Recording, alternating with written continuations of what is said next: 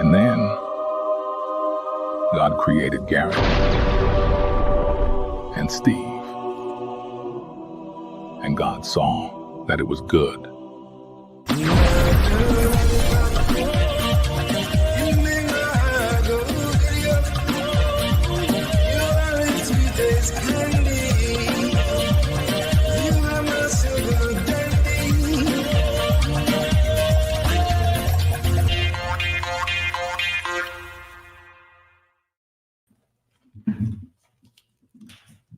Hello. Hi. Works. Sound good? Nice. You have audio? Think so. Audio check. Video check. All systems go. And we were only like a minute late. Only, yeah. 1 minute. And that's just because, For no reason. yeah, we were just sitting around. And I just started it a minute late. But here we are, We live did it. from Offside NYC. Wait. Fuck. Oh, there we go. Thank you, everyone. Thanks for coming out. Thank you all. Oh, looking good. Yeah. Wow, look at the cock on that lady. Wow. She's huge. Oh no, we're starting right off the bat. Just a little high. Just saying hello. Just giving you A little hey, a quick hey. That wasn't even a verbal hi. That was just a nod. That was my ass nodding into the microphone. So today, coming to Offside NYC, a little bit different than last week when we came, and it was sunny and warm out, and tits were out all over. It is a fat man's ass outside. It is very humid, muggy, gross, sweaty, gross, fat. I was in a Vietnamese shop, as you just were. Or did you not go to the banh mi zone? That's where I went. Yeah, I went to the banh mi zone. I got me a summer roll with shrimp in it. Did you stand in there when you ordered your food? Yeah. It was 1,000 fucking degrees in there. Oh no, it must have just opened when you. I don't know. I only went 20 minutes after you. Yeah, there's no way, dude. It was so hot in there. Huh? No, I mean, when I stepped outside, it was like, oh, hot again. But it wasn't like what? It wasn't cool, but it would like the humid. There was no humidity, and it was. I felt like I was temperate. in a sauna while I was waiting for my spring roll. Oh, huh. And yeah, enjoy. Well, lucky you waited for it. Yeah, I didn't like it. I'm surprised you think it's great. No, I'm actually not surprised at all. I just forgot for a second who I was talking to. You're reaching standstill levels of I think I could feed you stuff out of the trash, and you would tell me this is great. I love this. What's your problem with this? It tastes just like bugs. No, but that tastes just like a spring roll. I don't know. Have you had spring rolls before like that? Love spring rolls. I don't know what's in there that's giving it this funky, like it had like a rotten taste, like something in it was funky. But you ate half at least. I ate one full one. There was two of them in there. Yeah. Oh, okay. I ate one full one, and the other one I said, Garrett, do you want this? It's yucky. It wasn't like a first bite and maybe like something was off with one of the shrimp. I suspected something along those lines, which is why I ate the whole thing. And then it didn't get better? No. I was just like, this is getting worse. Did you dip it in the sauce? Yeah. Okay, because I thought the sauce was good, but I'm also like, maybe that's what's doing it, but I don't know. Huh. But like the Chinese restaurants have different spring rolls. This isn't like a normal spring roll. No, this is like fresh and got kimchi or something in it. Oh no, that's Korean. Yeah, it just has the like shredded carrots or whatever. I think a little Vietnamese Mexican man jerked off into it, and one of us likes cum and one of us doesn't. Is all that we're figuring out today. Is Vietnamese food kind of like Mexican food, where it's all kind of the same ingredients, but just mixed different, wrapped differently, served differently? I've not had enough Vietnamese food to be the judge of that so far. I don't like. I'm sure I've had it before in my life. I can't remember what I've eaten, but so far, I've had a sardine sandwich and a shrimp egg roll with clear fucking wrap, rice paper. So wrap, yeah. These two things were nothing alike.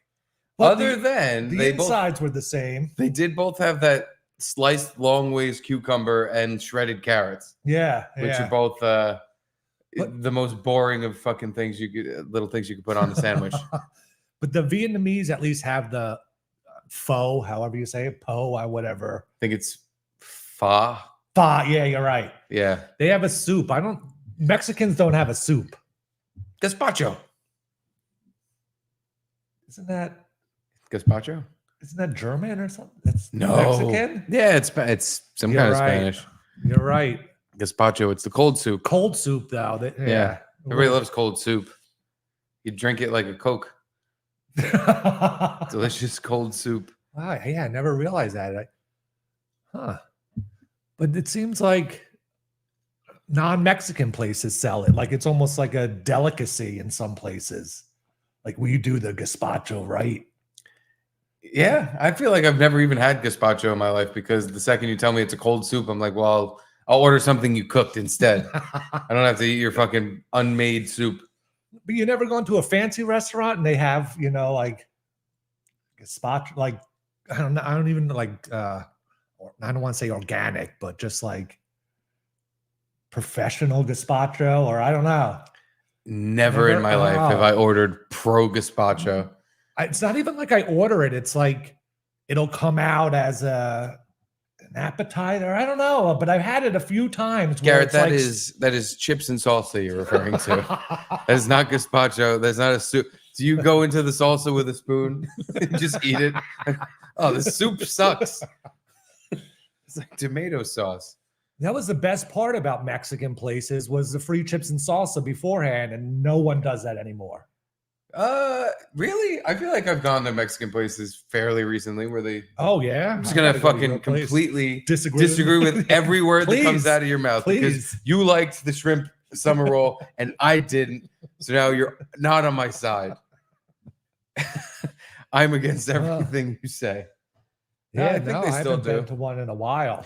What I've never been to is a clothing store that has chips and salsa on the counter, like in that episode of Seinfeld, where Elaine, the lady she's trying to buy fucking chanclas or some kind of silly shoe. Okay. Azteca or something. Oh yeah. And they're in like the national store, like a nationality store, right? Yeah, like, it was like a Mexican store or a South American store.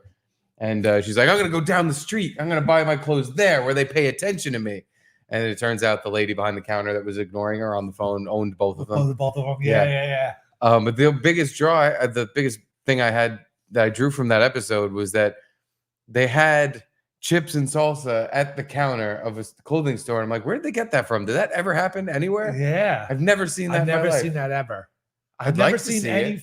You don't want anyone eating food in a clothing store and then touching the clothes after their greasy chip hands. Especially not fucking salsa. It's tomato red fucking shit that's gonna ruin all the clothes. Yeah. And then I think Kramer like drops one of those dehydration packets into it and poisons a lady. Wow. Yeah. I haven't seen Seinfeld in so long. Like I never watched not even like I watched live television, but you watch it on like Hulu or Netflix. Yeah. I never tune it in like that. I should just like The Simpsons. I'm slowly losing all the references. Yep. Like until you said like, oh, she owned both stores, then it kind of rang a bell. But yeah, it's the episodes. The perfect background noise for when I'm watching Charlie, because I can't actually sit and really watch something because he's fucking bipping and bopping around the house. But if you hear like a scene coming up that you won't like, you could look over for a second, kind of thing. No, it's the other way around. I have to pay attention to him, and then when he's being kind of relaxed, I can go, all right, now I can see what George and Jerry and the gang are up to. But I was disturbed to learn last night, because it hasn't happened to me yet, but one of the things I love about watching Seinfeld on Netflix is that there's no commercials. Yeah. And it's just all the way through. You can watch fucking 20 episodes in a row without commercials.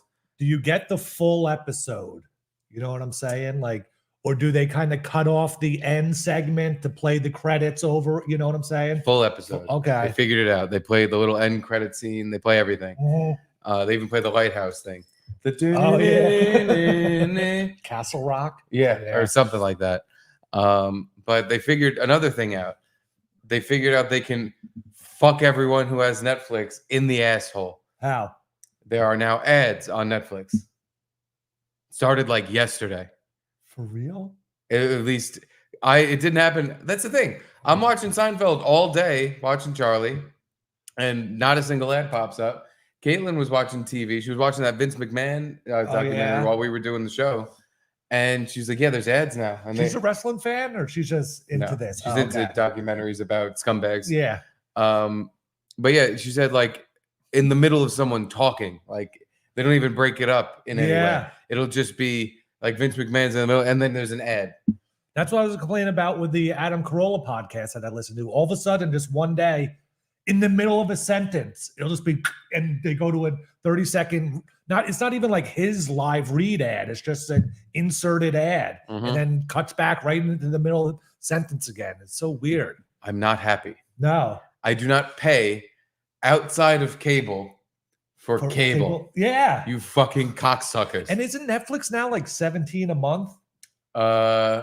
I think what we have is cheaper than that, but that's why we're getting the ads. Yeah. But it's like, oh yeah, while I'm unemployed, let's raise what we're paying, because it's like over $20 a month, I think, for the non-ad version or something around there.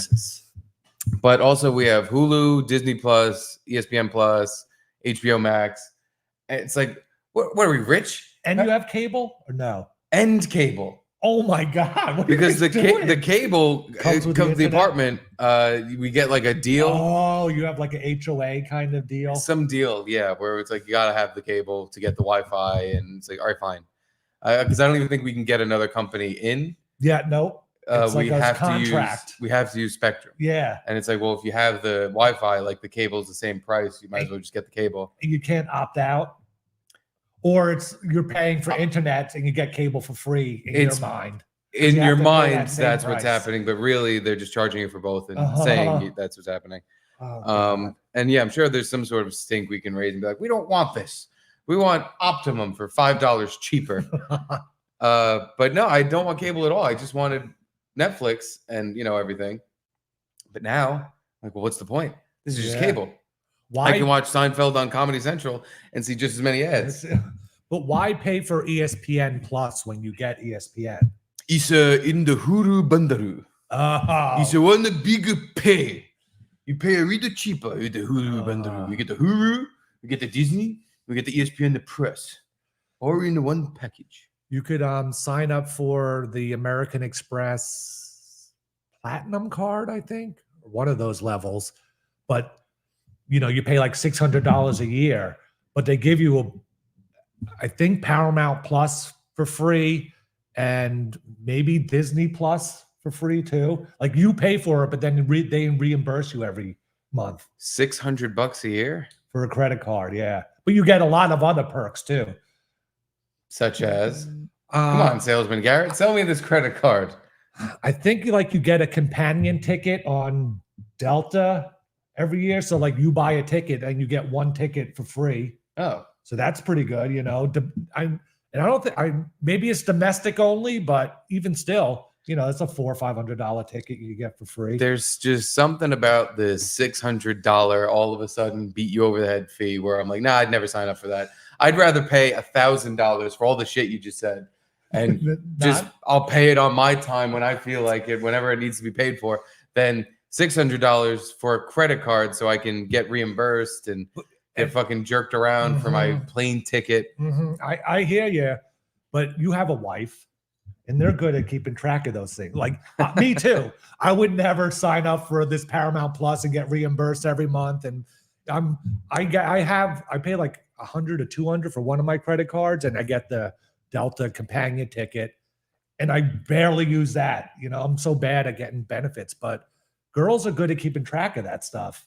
And you get way more benefits than worth $600 I want to see you get like a $50 or $100 gift certificate to Saks Fifth Avenue every year. Well, I do a lot of shopping at Saks.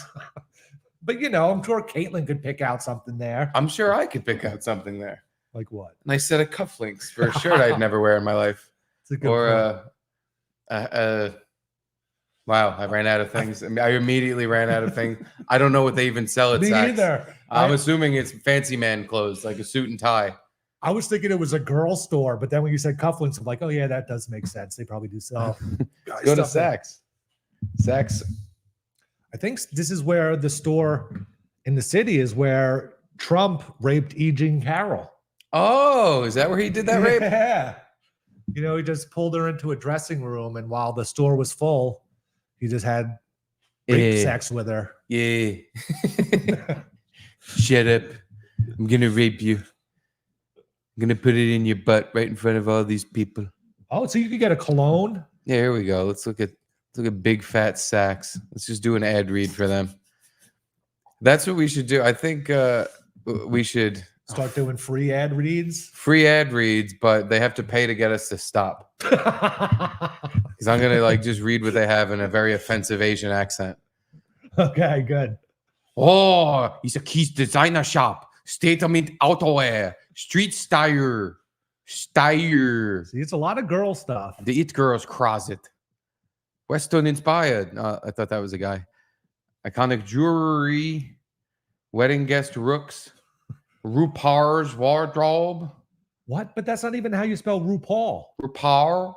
It's how you say it in Japanese. But in English, that's RuPaul.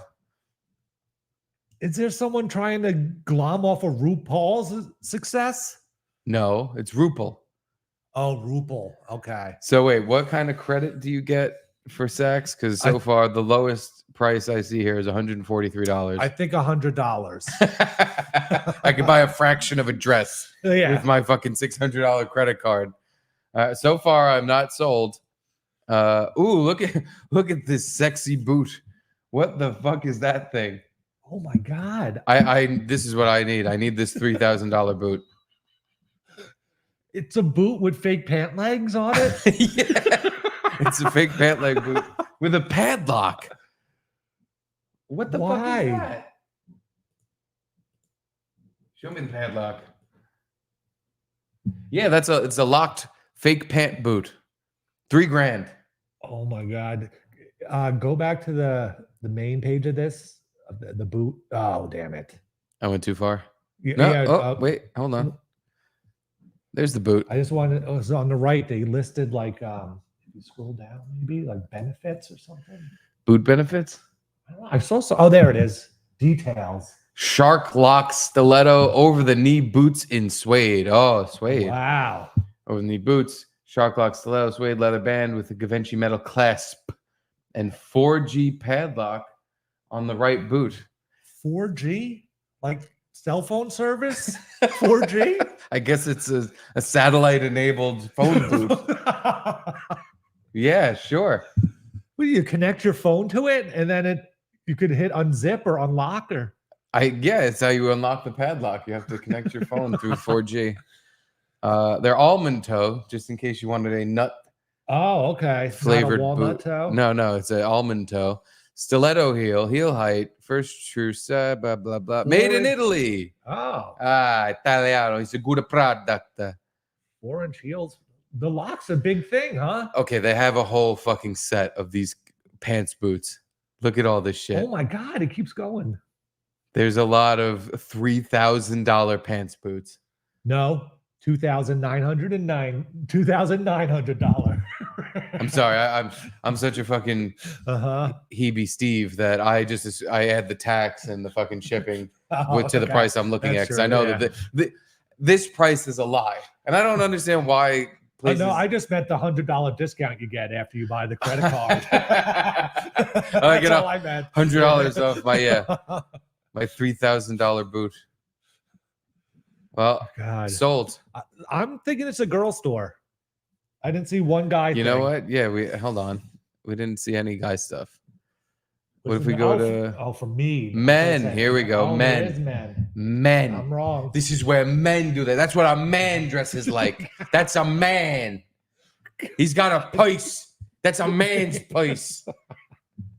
What the fuck? All right, that guy's going to prom. That looks good. Turtleneck. Chelsea boots. Girl name boots. God. Or the name of the gayest neighborhood in New York boots. Novelty knits. Oh my god. Here we go. Recommended for you since I love boots so much. They're already recommending me stuff.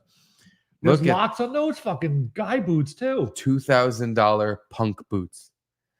That Oh my god, that is anti-punk. could not be more. I'm just the reverse of what that's supposed to be. Good. Fuck punks are fags. Ooh, I found my what I'm spending my $100 on. Yeah, for Boy. $60 you can get them. $60 moon boots. Those look comfy. They're on sale too, $50 off. I won't look completely mentally ill walking around with those. I think if I walked around my neighborhood with those shoes, I would get my child taken away from me. But when you wear them, you have to like walk like you're on the moon, like looping steps, Like I'm faking being on the moon. Oh, they come in. Oh, good. I was hoping there was one that reached up to my knee. It's a unisex one too, so me and Caitlin can share moon boots. It's so funny how things come back. Like 80s, early 90s, moon boots were kind of in style. They didn't say moon boot on them, but they looked like that without the moon. And what Doc Martens are now back in style, or they kind of were. Like they're almost out of style. They like were, that. they're almost cycled back out at this point. I think they might actually be completely out at this point. Well, yeah, when I was in high school, everyone had to have Doc Martens, and they're not comfortable shoes, really. You ever have a pair? Never. No, and I had a friend who was big on the Doc Marten thing because he was punk rock. Oh yeah. And he had a pair of Doc Martens that were low top, like low, and they just looked like school shoes. Like a tennis sneaker cut? No. Yeah, well, yeah, like lower than my shoe, even like yours. Oh yeah. But they were Doc Martens, but it looked like school shoes, like Catholic school shoes. And with a thick sole. Yeah. Yeah. It looked like he was going to private school, and it didn't look punk at all. It looked very Yeah. gay. And I would tell him all the time, I'm like, oh, hey, you're wearing school shoes today. That's nice. And he would just be like, oh, he would get mad. He'd be like, no, they're not. This is what people wear. No. And he would get on me like, just because they're not shorts and Nikes. And I'm like, touche. Uh-huh. He was right in that I don't know shit about fashion, and he was wearing the fashionable thing. But I'm like, But everyone wore the high boot, the high look like top. a jerk ass. Yeah. It doesn't. Yeah, the high boots I get because that's punk. Like, time to stomp in some. Yeah. And we know. yeah, we all know what I was going Q and to N's. say. Q ends. I just want to read this real quick. Carlos Peligro, Garrett, all your bases belong to us. It's all your bases belong to us. All your base belong to us. Or yeah. Steve, life's short and hard like a bodybuilding elf. That's all I got. Thank you, Wow, Carlos. thanks for the wise words. Bodybuilding elf. That's an Aaron Berg dig. I appreciate you trying to make fun of him on this program. That's not what we do. No. Did you see Gino? We do that. Got a new job? We easily make fun of Aaron. He's short. Yes. Short, muscly Jew. It's very funny. What'd you say? Gino got a new job. A new job? Yeah, or at least a gig. I'll say a gig. I don't know if it's a job. I sent it in the prep if you want to. Okay. Yeah. See, the words you're saying are very close to blowjob and gag. Are you sure you didn't hear him? He was giving a gagging on- blowjob. Gagging on a blowjob. And he gagged. All right. This the caption for this video that you say is Gino's new job. It says, "This is the saddest thing I've ever seen in my life." Not for Gino. Not for Gino, but I'm See if you could spot Gino in this video. okay. Let's see if I can spot him. It's tearing up my heart when I'm with you. But when we are apart, I feel Damn, this still got the moves. Are these the real guys? Oh, I see him. There he is. There's Gino. Holy shit. That really looks. That's I know. Black Gino. Yeah, I couldn't tell. I don't think he's black. I think, look, because when his arm's down like that, you could see the farmer's tan. I think it's just really tan Gino. Yeah, you're right. He might be so tan he's black. Yeah, and just like Gino. That's what I couldn't figure out either. Well, is that an NSYNC song or Backstreet Boys? So NSYNC Pretty sure the guy with the red jersey, at the very least, is a guy from NSYNC. That's what I was thinking too. The rest of them, I can't tell. We're talking a band that existed 20 plus years ago now. Mhm. I don't really remember exactly what they looked like, but that is definitely one of the guys. Okay, but then there's So Timberlake was in there, right? So he's not there. He's not there. No, But then he's the one that moved on and had a real career after he ditched his fucking dead weight. Joey, a fat one, is in NSYNC, right? He's not a Backstreet Boy. Joey Fatone. Is he in sync or was he back? I don't remember. I now. think he's in sync. Let me go to my Saks Fifth Avenue. Joey Fatone is in sync. Yeah. All right. So he's not there. Or is he? Caitlin just texted me. No one from NSYNC is in that video. Okay. Okay. Then I must have been mistaken. But, The guy in the I'm front. with you. The guy in the front looked like one of them. What the? Now I need to fucking find NSYNC. All right, hold on. NSYNC. If I'm right about this and my wife is wrong, I am officially the lady in the relationship, and I have to rip my dick off and kick it down the stairs. It looks like Chris Kirkpatrick. It is Chris It is Kirkpatrick. Kirkpatrick. There's no way it isn't. You think he looks like Chris? Yes, I do think he looks like Chris. That is who. That's got to be who that is. That's not. Now I'm kind of thinking it might not be actually. Yeah. Hold on, let me pull up a picture of the real guy. Here's. He like does look 2024 or something in that. Chris search. Kirkpatrick right now. Now, images. Give me my Chris. Yeah, he doesn't have the gray hair. Yeah, I guess that's not him. All right, Kind of looks like Nick, the owner of the bar, a little bit, right? A little. Yeah. Okay. That's a stretch. I A guess. little. Yeah, that's not him. No, You that's think that guy got the job because he looks like he could be him and fools people, and that's why he's the lead? yeah. I think he fooled us. That's got to be why. Don't do that to Nikki. Oh, sorry. I guess we were offending Nick. Here's my apology.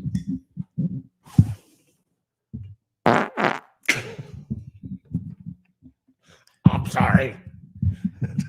I'm sorry. But yeah, more importantly, Gino has a new gig. Look at him. I swear to God, when Gino gets here, That's all I want to do. I want him to do that little. It's a 2-second dance. Yes. All he's got to do is come in. Here, where's he pop in? Pop in. Do this. Do this. Spread his legs. Do this Step again. together. And then do this. Oh. Do this. And then we'll record it. We'll send it out places. Free new gig. Gino's a Backstreet. Here's a Black Street boy.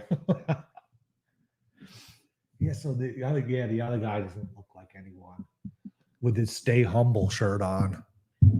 No. Is this a legitimate thing? Like, I how don't much you know. make being a cover band? Actually, I know the answer to this. I want When to I say, was listening to Natasha's show, he Oh, had okay. he had a fucking NSYNC cover band or boy band cover band guy on as one of his guests. And Oh, just a boy, like they do all the boy band songs, not Yeah. just a specific band. Okay. yeah, they do like a mix. Uh-huh. They Makes dress like boy sense. bands. Like the crowd, it's mostly like older women. And, Yep. Yeah, he does like cruise ships and stuff. And he was saying you won't really get rich from it, but it's good money. Good money. Yeah, that's what And I can it's like- see. Especially 'Cause if you he have tours. get like- a reputation going and people know. Yeah, then the cruise ships or whatever, any place that doesn't want to actually pay for the real band. yeah. And a lot of times, especially with these older bands, like the cover band is better than the Well, original band could be. I think they do a lot of lip syncing. Oh yeah, no, I wouldn't think so. Like they actually do.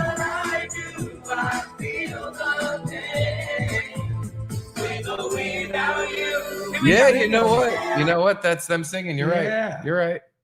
Shit. Well, there goes our chances. Yeah, I was gonna say we should join one of these boy bands. We can be kind of middle-aged and gross and dancing. Gino's already got the gig. Yeah, maybe he can get us in there. We have an in.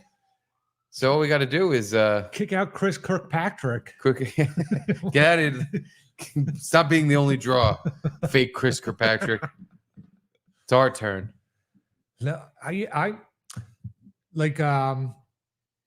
wish I could play a musical instrument, but I don't know if I just have no musical ability or I just never really practiced hard enough. I guess if I practiced for years, I would figure it out. But my whole thing was like, I kind of always just want to play songs I know already, and like just rip out. You just like play and do songs that I know, and I think it would be cool to be in a cover band. But every musician I know is like, no, you don't want to do that. Like you want to make your own songs and play your own songs. I'm like, I don't know if I would. Like it would be cool to pretend you're Tool and just rock out. And if you're really good and playing Tool songs, like I would get off on that. I wouldn't.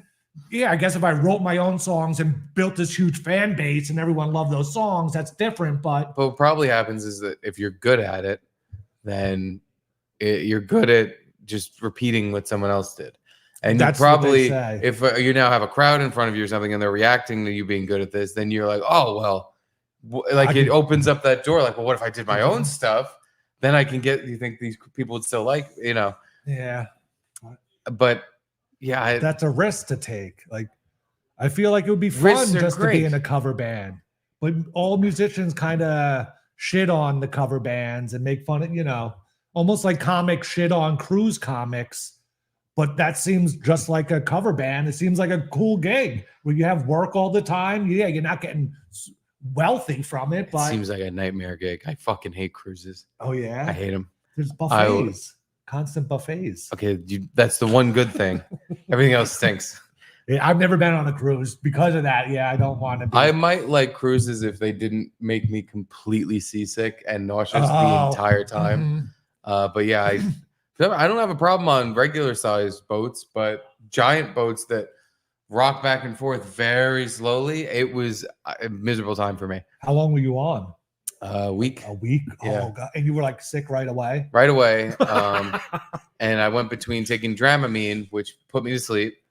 Did you wear the wrist thing that puts a pressure point on your? I think we might have had that. If we did, it didn't fucking work at all. Dramamine worked, but again, it was like time for a nap. And then when I wake up, I'm back to being fucking nauseous. The only thing that really worked was drinking.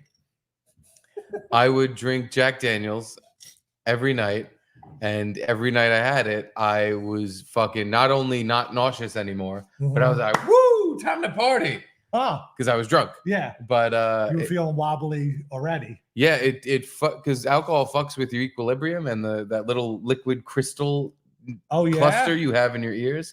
Yeah, that's why if you get too drunk, the room starts spinning because your equilibrium's thrown off. Makes sense. I never thought about that. Somehow the alcohol was rebalancing me with what the fucking ship was doing to me. Yeah. And it would make me feel fucking great. Because especially if you spend all day just like kind of nauseous and just this like I remember just like all day just kind of feeling like oh god. Once you're finally not feeling like that, it's a shot in the ass. Woohoo! Did you go to like the ship doctor or anything like that? There's nothing. No, I didn't even know there was a ship doctor. Because I wasn't puking or anything. I just felt shitty. Yeah. I just didn't want to do stuff. I still went to the buffet and ate, even though I felt shitty. But it's hard to start drinking when you're feeling shitty. Every first couple sips it took a little bit. It took me. I had to force it down. But then once it was in me, it was like instantly I felt better. I was like, oh, the second I got any amount of buzz. So why not just wake up and start drinking? Why not? Okay. No, I think I didn't even do that. I think I maybe once during the day we started, but this was years and years ago. We went on it was me, my two brothers, and my mom went on a cruise. Oh God. This was that long ago where like I don't remember if I was drinking age. I must have been. But yeah, no. How was the food? Shitty. It was shitty crew. It's on a fucking shit. You're in the middle of the ocean. I know, but I just hear all these great things about cruises, Shitty food. But like unlimited. there's pizza, French fries, and fucking hamburgers. Oh God! Like, no, that was the good food. Like Really? I remember every day loading up on pizza because that's what you did. I was thinking it was like a Vegas buffet where there's like some crab legs and A vague ass buffet. Just no crab legs. What, you think they got fucking crab nets off the side of this thing pulling in fresh crab? No, if they did have seafood, it was fucking frozen bullshit. well, yeah, I could see it being frozen, but you know, crab legs can be frozen and thawed. Listen, we ate at the buffet every day. What- It didn't poison us, but it wasn't like all the food's delicious. It Huh. was just this is what you eat. Oh, that's a shame. Here's your crap. Because that's what I always heard, like people gain weight on cruises, but it's just because they're eating fried fatty food, not because they're just eating a lot of food. And it's because at any given moment when you're bored in the middle of the ocean, you're like, I guess let's just go hit up the buffet. I got 5 more slices of tiny pizza. Stupid question, but how does it work? Like you could just walk in and just grab food and like there's no ticket or seating or You walk in, you shove a gook out of the way, and you fucking grab the spoon out of their hand, and you you just leave. that. You know what's funny? This was way before COVID, and I'm now remembering that at the entrance, both entrances of this like buffet area, there were sliding doors and like automatic doors, and there was a woman with a fucking mask on with hand sanitizer. And after you left or came in, she would go washy washy washy washy, Oh God! and you'd have to she'd squirt the hand sanitizer in your hands. But back then, it wasn't weird at all. It was like fancy. It was like, oh, look how nice this place Wow, is. They have a yeah. washy washy lady. This is a fucking top of the line cruise. Washy-washy. Now looking at if they had that, I would just be like, oh, what is it? The liberal agenda strikes again. It'd be a whole fucking thing. But back then it was just like, wow, look at us, germ-free dinners. Washy-washy. And yeah, dude, it was the most stereotypical fucking Asian woman that they put at the end of this. She had the bowl cut and everything. Washy washy, washy washy. Did you catch any comics on there, or was there a water slide or roller coaster or something? Oh, a roller coaster would have been sick. No, there was a pool. There was a water slide, but I was I'm drinking now age, so that was too cool for that shit. Didn't do any of that. There was not much. That was the other thing. We were on some like Nickelodeon cruise. My mom booked it because she's like, I'm bringing my kids on a cruise, even though only one of us, my little brother, was like kind of that age. Okay. Me and my older brother were just like we were in the ship at a casino. We were in the casino every night. But it was depressing because we would go, there was a club, a casino, and like a bar place. And all three, the only place that had any people in it was a casino. Oh. But not at the bar. It was all at the tables. Huh. The Is club, it free drinks or you have to pay for drinks? free drinks. We had our wristbands, so the drinks were free. Oh, Thank God. Maybe the drinks. No, the drinks were free. I want to say they were free. I might be wrong about that though. They might not have been. I don't think they were free. I think the drinks got charged to the room. I think the food was free, sure. but the Your drinks choice. we had to pay for. I want to say that was actually the catch. Oh. Like all the food was free. Were you guys just in the poors tier? And, No. And there's like the rich tier that has the crab leg buffet, but you couldn't get in there? No, this crew, believe me, because we walked around the whole fucking ship 10 times because we were bored. And God bless my mother. It was a fucking great idea she had. It was a really nice thing. Went to Nassau in the Bahamas. Oh, that's where it ended like up? it was every stop. Like we went to Florida, Nassau, everything was great. But it was just a cruise for my little brother. And even he was like, because the club, every night we went to it, it was depressingly like there was not a soul in the place. But it was me and my brother. DJ there, like scratching it up. No, there Not was just even? a bunch of Vietnamese people music? behind the bar. Oh. So there's more people behind the bar than drinking at it. Wow. But what were people doing at night then? Just Sleeping. the casino? It was a kids cruise. It was a Nickelodeon cruise. So like they were all sleeping at night, and like in the bright and early, we went out, the pool would be packed. Like there would be people doing stuff during the day, and Weird. but at night it was dead. Were And it was- people getting slimed No, at a Nickelodeon cruise? Nothing. There was no. No, Was that's there the like other thing. Was there like a SpongeBob mascot there? There or- must have been, but we didn't go Huh. for any of it because Yeah, we were yeah. just like my older brother just like this fucking gay for fucking 5 days. Which honestly good for him. He fucking met the only other girl his age on the whole fucking cruise and like hooked up with her. Wow. Yeah, and Nice. I got to just kind of sit there while they hung out. And at points I was like, all right, I'm gonna go like take a walk. Yeah, just getting off. This is like I don't think I should be here. But yeah, that was my cruise experience. Nausea, no, not a lot of fun. A lot of and I got like sun poisoning because I'm retarded. Oh, I got that once, and it's not. It's like seasickness, right? All of a I sudden was you just seasick feel. and I had Yeah. fucking dude. I didn't put sunscreen on because I was of age where I was like, oh, I'm gonna get a tan, so I Uh-huh. can find some chicks. And I was like, how you get a tan is you just don't put any sunblock on. You sit out in the sun for a long time, Uh-huh. which is what I did in the middle of the ocean. And it was weird how it just I didn't feel any burning or anything at all Same. until like an hour later. I'm back in the cabin and my chest is like fucking purple, Oh, like completely so red that it's turning another color. And it was this burning, scratchy, ouch, ouch, ouch, ouch, ouch feeling that didn't go away for days. wow. Yeah. Fucking absolute nightmare. Oh, thanks. But the time I got it, I thank you, sir. went down to Florida. Went down to Florida, God, in my 20s with a girl that I was friends with in high school. And she just like out of the blue asked me to go down to Florida with her. I wasn't sure why. And like we had never hooked up. We never had like a thing and I was like, oh yeah, I had nothing to do. I was single. I was like, sure, I'll go down. And went out just in the beach and it was like almost chilly out, but we were laying there and I was laying there with my shirt off. And I guess the sun just got to me. And yeah, like an hour later, we get back to the place and I'm like, no, we were actually out to eat. And I'm like, I really don't feel good. I don't know what it is. And went back to the room and trying to fall asleep. But yeah, and it sucked. I don't know. But I didn't get like really burnt. I don't know what it was. Oh no, I got crisped. But she told me a story, which I think, I don't know why, maybe this isn't why she wanted to go back to Florida. But by the way, she brought you to Florida because she wanted to fucking slobber on your face.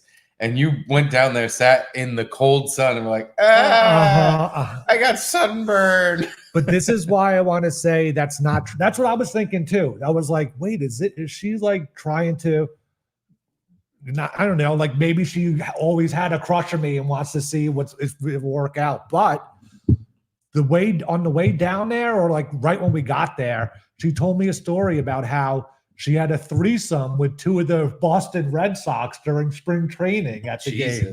And then I was like, you don't tell the guy that you want to bang like you just had a threesome with Kevin Millar and Kevin Youkilis. Youkilis. Yeah. Was that who it was? I want to say it was those 2. Maybe Kevin Pillar or Millar? I don't know that, and it's Kevin Youkilis too, right? The Yuka. Yeah. That disgusting trash bag piece of shit. Oh, I fucking still hate him. So I don't know. It could have been. Is it Kevin Millar or Kevin? I think there was a Millar and a Pillar. Oh, okay. But I think Millar. Yeah. So yeah, it was one of the Kevins. It could have been both of the Kevins. She fucked 2 of like the oldest, grodiest dudes on the fucking Red Sox. Yeah, but at the same time. At the same time. Oh, God. But she's a Red Sox fan. Yeah, she's a filthy whore. She's a disgusting bitch. But I don't even know how she's a Red Sox fan. We grew up in Long Island, like there was no I didn't even know she was a baseball fan. And then we're going down and she's telling me the story. Probably wasn't until she got fucking filled up by half the roster. Oh my God. Well, she was telling you that story because she was like, hey, I'm a goer. No, she was like, I brought part of the tag team I want to hit me up down in Florida with me. You're player 1. We need to find player 2 so you can fucking fill my slots. Yeah, it sounds like she was kind of a what's the word? Skank. Yeah. Disgusting. That's the thing. Like I never got that vibe from her when I was friends with her in high school. but she was like the girl that maybe in 7th or 8th grade had a boyfriend in high school, even though that was only a year or 2 years older than us. Who do you play for, the Dodgers? Keith Roth or something, I forget. But he was in like he was a band guy. He kind of looked like Dave Mustaine from Megadeth. Like he had that curly long hair. And then I remember hearing like she had sex with him in 7th or 8th grade. And I was like, whoa, that's a little weird. Yeah. Yeah. Well, that got her started. And then one of my best friends dated her in high school. And it just like, it was his first girlfriend. And she's like this experienced pro that's been having sex for 7 years already, and then I don't think it really worked out. They were. Do you think when she was fucking Kevin Youkilis and Kevin Millar, Youkilis was plowing her and Millar was over on the side with one of those donuts on his cock, just like in the on deck, just fucking like just swinging it, so that when he gets up there, it's gonna feel super light and he's gonna be able to swing it harder into this fucking filthy scumbag. Probably. I'd imagine if you get tag teamed by baseball players, they just do baseball stuff while they're fucking you. He's giving them signs. He's giving them signs. Fucking Euclid had to keep like stopping to like undo his batting gloves, do it 15 times over, and fucking step back in the cum box. Knock the dirt off his cleats. Yeah, so that was the thing. So going down there, I was like, wait, is this? I would. It's not like I was unattracted to her. It was just like we were always friends. She always had a boyfriend. It was never any sort of thing. And then, I had the same thought, like, wait, kind of out of the blue. Like we had kept in contact maybe like once a year. We'd see each other after high school, but nothing crazy. Yeah, but then once you started telling me that story, I was like, I think I'm just here just to hang out and be a friend, Do you tell do you think I'm gay? Do you think I'm your gay friend? Maybe. I know I'm acting gay. I know I got sunburned and I went, ooh, it hurts. It wasn't even hot out. It wasn't hot. My dainty skin may have led you to believe I'm a homosexual, but I came down here for some sex. Yeah. But then I also wonder too, like if I didn't get the sun poisoning, maybe we would have hooked up that night. But maybe you could have been in the train. She got ran on her that night. I almost want to say like that night when I came back from the restaurant and was sick, she went out again. And then like, I almost think she brought like 2 guys back to the room and they were going to like go to the hot tub or something like that. No kidding. Yeah. I'd bet that is what happened. Yeah, I think it is what happened. She was pulling fucking Cracker Jacks out of her hair. She had a couple of minor leaguers. Ooh, the toy. Yeah, it was I guess missed connections by me. I didn't put 2 and 2 together a lot. She put 2 and 2 together. She put 2 and 1 2 together. And 1 together, yeah. Yeah, she probably thought she was saving herself some time. She's like, I won't have to get 2 guys. I already have 1 on me. I'll just I'll nab the second one somewhere else. But there's no way I would have done a threesome, even now. But back in the day, I'm too reserved about. I don't know what is it, a reservedness about sex, but I don't want another person in the room. Me the fuck out. It's one thing if it was 2 chicks. Then you're just you're king of the players. Yeah, you got fucking 2 chicks slobbing on your knob. Yeah. Hell yeah, that's fucking just double all day. 2 guys in the same room, fucking girl. One of you is gay, at least, if not both of you. What do you want another guy there for? What does that do for you as the other guy in the room? How does it help you in any way sexually? That's got to like you're getting your dick wet. Yeah, but that's again like, ugh. Yeah, I could. What if it's? I guess what you're saying, you would do it if you had no choice. But there is a choice. It's just like, nah, I'm not. You fucker. I'm not. Yeah, I'm a baseball player. I can fuck someone else. I can fucking. We don't have to share a girl. Yeah, especially if you're like a professional athlete. Yeah, I'll go get 2 girls to fuck at spring training in Florida. I'm sure you could find a girl. But no, guys that do the fucking double teaming. Yeah. they're into that, and there's something up with them. Like there's some fucking weird. They got fucked up as kids sexually, like Yeah. some weird shit going on. No, because remember Jim Norton and Ron Jeremy both banged a girl. Those are prime examples of well-adjusted adults Yes. that just did it because it's a nice thing to do. You're right. Not that that's completely creepy and weird. And hey, maybe Jim should have stopped telling that story a while ago. Because with all the shit that came out about Ron Jeremy and how he was kind of a fucking rapist, Yeah, it makes you think about that story. Like, what's going? Like, I don't think Jim Norton did anything bad. no, But he did do something kind of gay. according to the story, he even like asked permission. Yes. Because he like knocked on Ron's door and he was like, "Come in." He's like, "Hey, you want to come?" And he's like, "Hey, you want to fuck her too?" And, you know, as you do when you're a fucking normal person. And he complimented Jim's dick. See, this is where I'm like, you're gay. You're fucking a girl, and the guy across from you is talking about your cock. And it's this, but this is totally. It's like the girl is the barrier between gayness. what you actually want to do. Yeah, You're facing a man while stuff's happening to your dick, and you're just like, this is the perfect amount of transference. I'm not gay because I'm fucking a girl, and it's but I'm especially looking back right at then. a guy in the eyes. So it was wasn't socially acceptable to be gay. So it's like, well, as long as I'm fucking this girl while I stare at this man, I'm not gay. But I'm sorry. There's just something. The thought of it makes me so uncomfortable. Yeah, same. Yeah, I couldn't imagine. Especially like two burly baseball players. What are you doing? And she was like a small girl. Oh, Yeah. so most of the body mass in the room was dudes. Dudes, yes. And there again, this small buffer in between them. Yes. That there is their fucking hey, we had the girl there. Nothing weird happened. Just there was a girl there. We promise. So you say Millar and Eucalyptus were gay buddies. Gay buddies, or again, like over sexualized as a kid, so we're like nothing even fucking means anything. Like Jim Norton. Yes. Jim Norton, perfect example of someone who I don't think is actually gay, even though he's really making that sentence harder and harder to say with every day that passes and every marriage he gets into. But he has stories of getting molested by his fucking like 5-year-olds he was hanging out with. He was 20. And he kind of like, he always seems like he blows it off like, no, that isn't why I'm weird. And it's like, no, that's the only reason why you're weird. Dude, yeah, you're not a lot of people that have that story talk about it openly, but people that have that story where them and their male neighbor, when they were all like toddler age or a little bit older, were blowing each other and fucking each other like under the porch. Not that many people have that, and they're just like, yeah, no, I'm just a normal just one of the guy. guys who likes trans people. And everyone I've ever heard that's met Jim Norton's parents are like, they are the most normal, nicest people ever.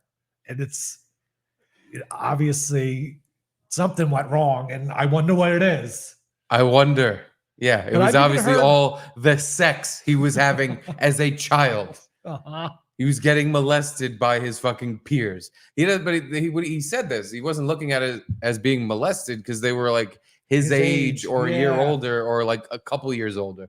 It wasn't like, adults were taking him and fucking him in the butt, but it doesn't matter. It's the same thing. Yeah, because someone was fucking molesting those kids, and they just transferred it and to you. they gave you their fucking mental burden. But I've even heard him talk to Dr. Drew, and Dr. Drew kind of tried to get him to reason with that, and I don't want to say blew him off, which was just like, no, it's not. I don't know, it's not really the reason why. And it's like Dr. Drew did the Love Line show where all they did was they could hear a girl's voice. And you just say the girl's 28 now, but she has a tiny voice. They could guess what age she got molested at because it would be like, oh, that sounds like a 7-year-old. Jesus. And they would bet on him, and Adam would bet on it, and then have the girl tell the age that she got. They were usually correct. So like they have history and kids bet on. That's the kind of gambling I want to get into. I want to bet on guessing someone's age. They got fucking. I like how they got SVU'd. Some new guy comes down the steps and just like, yeah, then the 7-year-old girl got molested. Doing high quality podcasts here. Yep. This is number one on the Eastern Seaboard podcast about child molestation. But no, I think because just everyone I've ever known that is like, oh yeah, me and this other guy tag team this girl. There was something fucking wrong with them. Yeah. Like something completely wrong with them. Yeah. Like, yeah, this adds up. Everyone I've ever known that's the coolest guy in the world has sex with two girls. Opposite. That's like, a good point. Guy in my high school who was like criminally handsome, fucking pretty much hooked up with whoever he wanted. He was one of those guys and fucking liked going on hikes and wanted to be in movies and stuff. Like girls would. Do you know what he turned out to be? Anything? I'm not sure what he does. I just know it's successful. Oh, I know it is literally okay. successful in whatever the fuck he's doing. I was hoping Married to a very hot wife, but in Okay. high school had a threesome with two girls. And it's like that guy, Oh my God. lucky as But they were fucking- two ugly girls, right? Garrett, I wish I could sit here and tell you that those two ugly girls fought the good fight and made it out of there with that handsome guy's cum. Unfortunately, those ugly girls never had sex with him. Instead, a couple hot girls fucked him. Two girls that you could wish you could just like touch their butt once. If And he just was one of them made out. fingering them both at the same time. If I could have just made out with one of them once, I would have felt like I was hot shit. You still be mind jerking off to that. I to mind jerking my fucking dick and balls off my body. I would have walked to school the next day in my leather Fonz jacket, going, "Hey, I'm the cool guy at this high school now. I made out one of them hot chicks." He fucked two of them, Oh my God. and whatever. I wasn't there. Rumor, maybe it didn't Rumor, even yeah. happen. I believe it though. I believe it totally. That's why. Yeah. And it's just like that guy, totally normal. How did that rumor go across at school, or did you find out later? Later, Oh, okay. but not much later. Like right out of high school later. But they're out of school. Like it wasn't spread while you were at school, and then they got some sort of. No, this is definitely Like out Scarlet of Letter high on school. that. I found out years later. Oh, Someone just like okay. said it. They were Oh, talking God. about the guy, and they're like, Uh-huh. "Oh, you fucked those two girls," and I was like, "He did what? That motherfucker! Damn it!" Damn. Yeah, I don't have any threesome stories from high school. The only thing I remember is James D'Agostino, I think was his name. He fucked his girlfriend and came in her, and then Agostino. put it back in and kept fucking her. It was like some story he told during health class. What? And I was To the like, teacher? yeah. What? He told the teacher of health class Yes. he fucking blew his load in a woman, and then It kept going or something. Yeah. which hey, I've done it. It's actually not the best. No. It feels different and like it's like there's it's hard to keep. How to explain it? It's like there's some glue in there, like Elmer's glue, and it feels more sticky and like it's not smooth like when normal sex is happening. Yeah. It's more of a fucking like Description to it, a little grip to it it. starts stinking. Uh-huh. It's not the best. Yeah, I just remember him telling that story in health class, and I was like, "Oh wow, you could do that." No, I don't know why.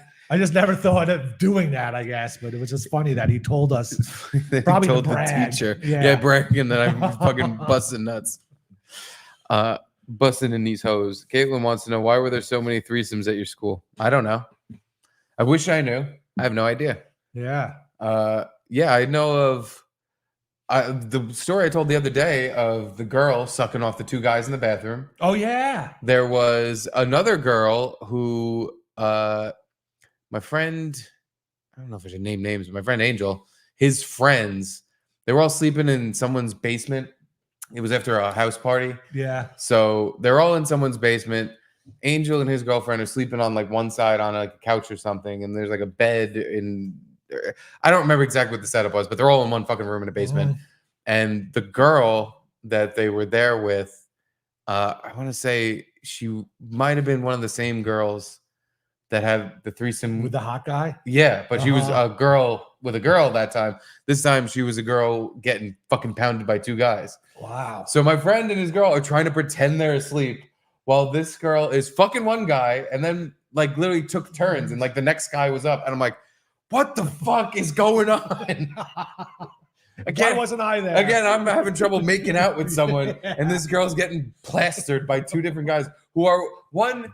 From what I heard, the 2 guys were laying next to each other on this bed, and she's just hopping from one to one. Not hopping, like was on one, while the other guy just kind of waited his turn, finished the one guy, and then goes to the next one. It's like, now it's your turn. Oh my god! And it's like, what a fucking skis bag whore. Another fun story about her. Pretty sure she's the same girl that was dating one guy, Scuba Steve. I might be getting the details fucked up, but this part happened where so the guy, his name was Jordan, who had the threesomes. He was a handsome guy. Oh, the handsome guy. Handsome threesome guy. Oh, he even had like a handsome. Had a handsome guy named Jordan. So Jordan's just standing in the hallway, and Scuba Steve walks up to him. And you're not Scuba Steve. I'm not Scuba Steve. Okay. No, different Steve. I'm not Scuba. Scuba Steve walks up to him and goes like this. And Jordan thinks he's like fucking around. But in hilarious high school fashion, someone just so happened to be walking past, like in between them, right as Scuba Steve raised his fist. And so he stops. Scuba Steve laughs like, yeah. And then he goes, bam! Punches him so fucking hard in the face, right in the chin, snaps his head back, bangs off the fucking wall. And I was right there. I was like, whoa, what the fuck? What the fuck just happened? Take that, Jordan. Jordan got his comeuppance because apparently he hooked up with his girlfriend the night before or over the weekend or something. Wow. So Scuba Steve waited all weekend till he saw him at school Good for Scuba in Steve. the morning. But dude, it was so fucking funny because Jordan's literally just like, yeah, it's funny. Because he cocked back to fucking, he was trying to kill him with his punch.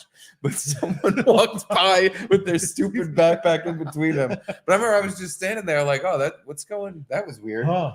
And he just, because Scuba Steve's like, oh yeah, I'm kidding. And then he does it again as soon as the guy goes, and just goes, boom. And dude, he got punched so fucking hard. Head snaps back, hits the wall. There's that loud clunk noise. Yeah. Then Jordan, he didn't knock him out or anything. He just went like, "What the fuck? What the fuck?" Like, immediately, he did it right in front of the vice principal's office, so it immediately got broken up. But Scuba Steve, I remember him just getting pulled away. He just screamed like, "Fuck you! Fuck you!" Good for Scuba Steve. Turned out, yeah, he like made out with a girlfriend or something. Fucked her. I don't know what happened. That was always the worst, dude. I like. At least my jealousy for girls was peak in high school. You know, any girl that, not that I even had girlfriends really, but just like any girl I liked, if someone else liked them, I was like, what are you doing with them? What's going on? Why are you doing? Oh, you're talking to them?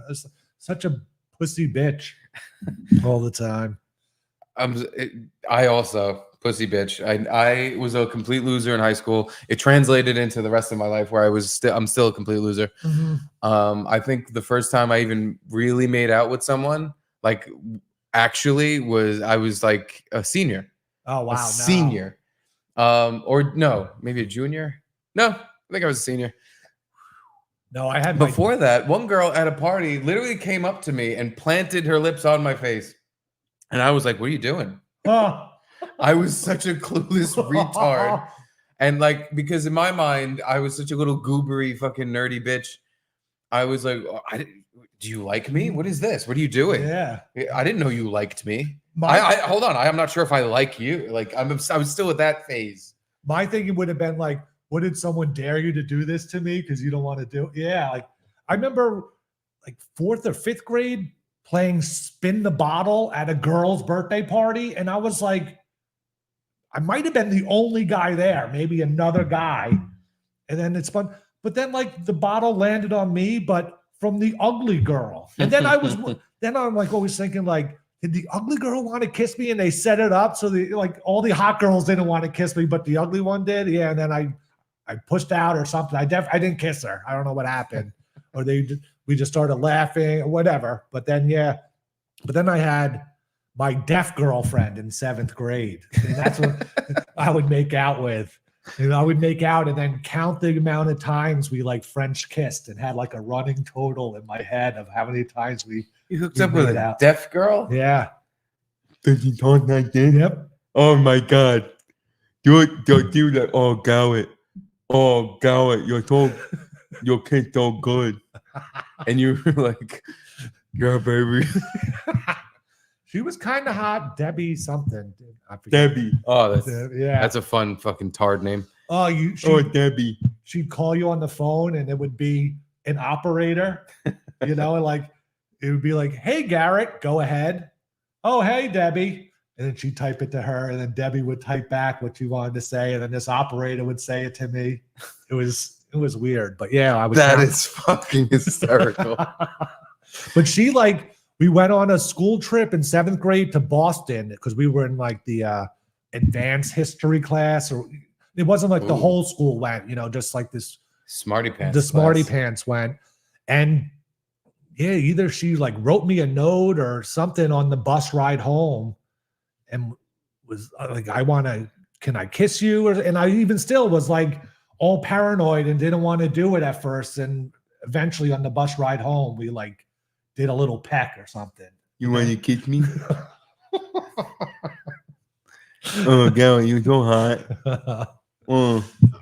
But she was another one that had like experience before me, so I was like intimidated by. And I remember at one point You were intimidated by fucking Marley Matlin.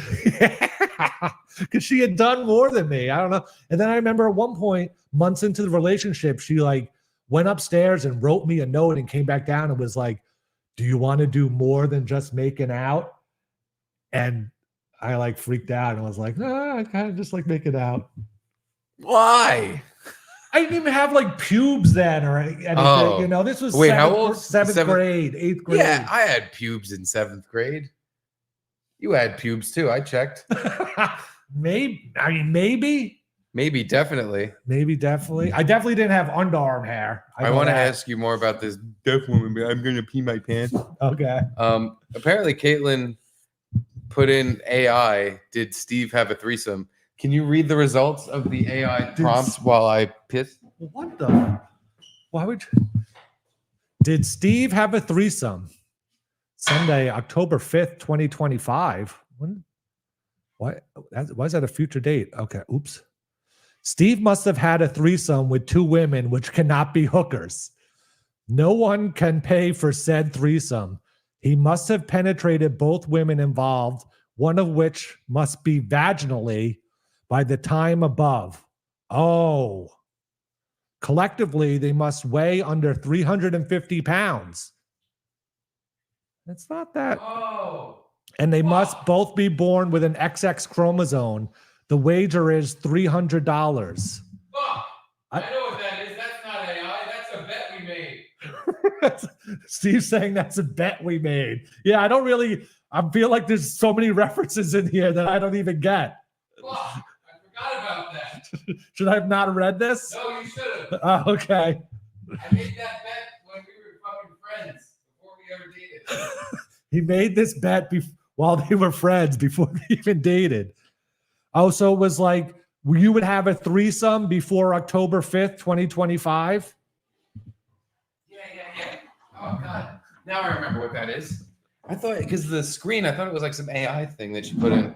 Like, oh, did Steve, I don't know what that was. Oh, but now, so this is the terms of the bet. yeah. So before me and my Oh. wife became a couple, we would hang out and talk about sex. Weird that we ended up together. And one of the things I definitely talked about a bunch of times is how badly I wanted to have a fucking, double girl threesome. Uh-huh. Because I think we talked about how I think one type of threesome is the best thing ever, conceived, and the other Yeah. is real gutter trash, awful fucking death sex. Do you think girls think the opposite? Kinda. You think they think like a 2-guy?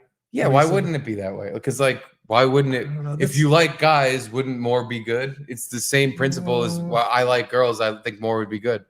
Maybe. I don't know, but I feel like an extra dick in the room might scare away girls. Or it's too much dick in the room. I don't know. I'm not a girl. I'm sure Okay. to sound like a cool girl who has all the right answers to all the man's questions, Yeah. a girl would say, "Oh, I don't like that because it's too much cock." But if given the actual chance, Yeah. they would take 10 guys in the fucking room just plowing their ass to fuck through the wall. Those whores. I don't think. I think it's to not seem like a complete skank whore bitch. Okay. You would say, "Oh, one is more than enough for me. 6 inches is plenty too." But in real life, most women want a room full of fucking 12 inches, killing them with their dicks, killing them. Because I Plugging want them up, all holes. plugging them up, tearing them in half, ripping their legs off, and throwing them at the wall. They want to be completely just shattered in half. But it's the same, guys are just more honest because we're stupid. Uh-huh. We're literally too dumb to lie a lot. And we're just like, no, it'd be it'd be cool. 2 girls. It'd be better. 3, 4, 5. I go just like fucking Hugh Hefner. We all want to be Hugh. It's like, all right, ladies, let's get my big sex bed. Let's see if I can get it up today. I'm old as shit. But no, yeah, guy would just be open about how they want to fuck 100 girls at once. But yeah, we made a bet when I was single because I was like, I for some reason I was drunk and very confident that like I'm gonna make this happen. I'm gonna, I was a little thinner. I was like, I'm gonna get 2 girls. Was this workout, Steve? Yeah. Ooh, okay. 100%.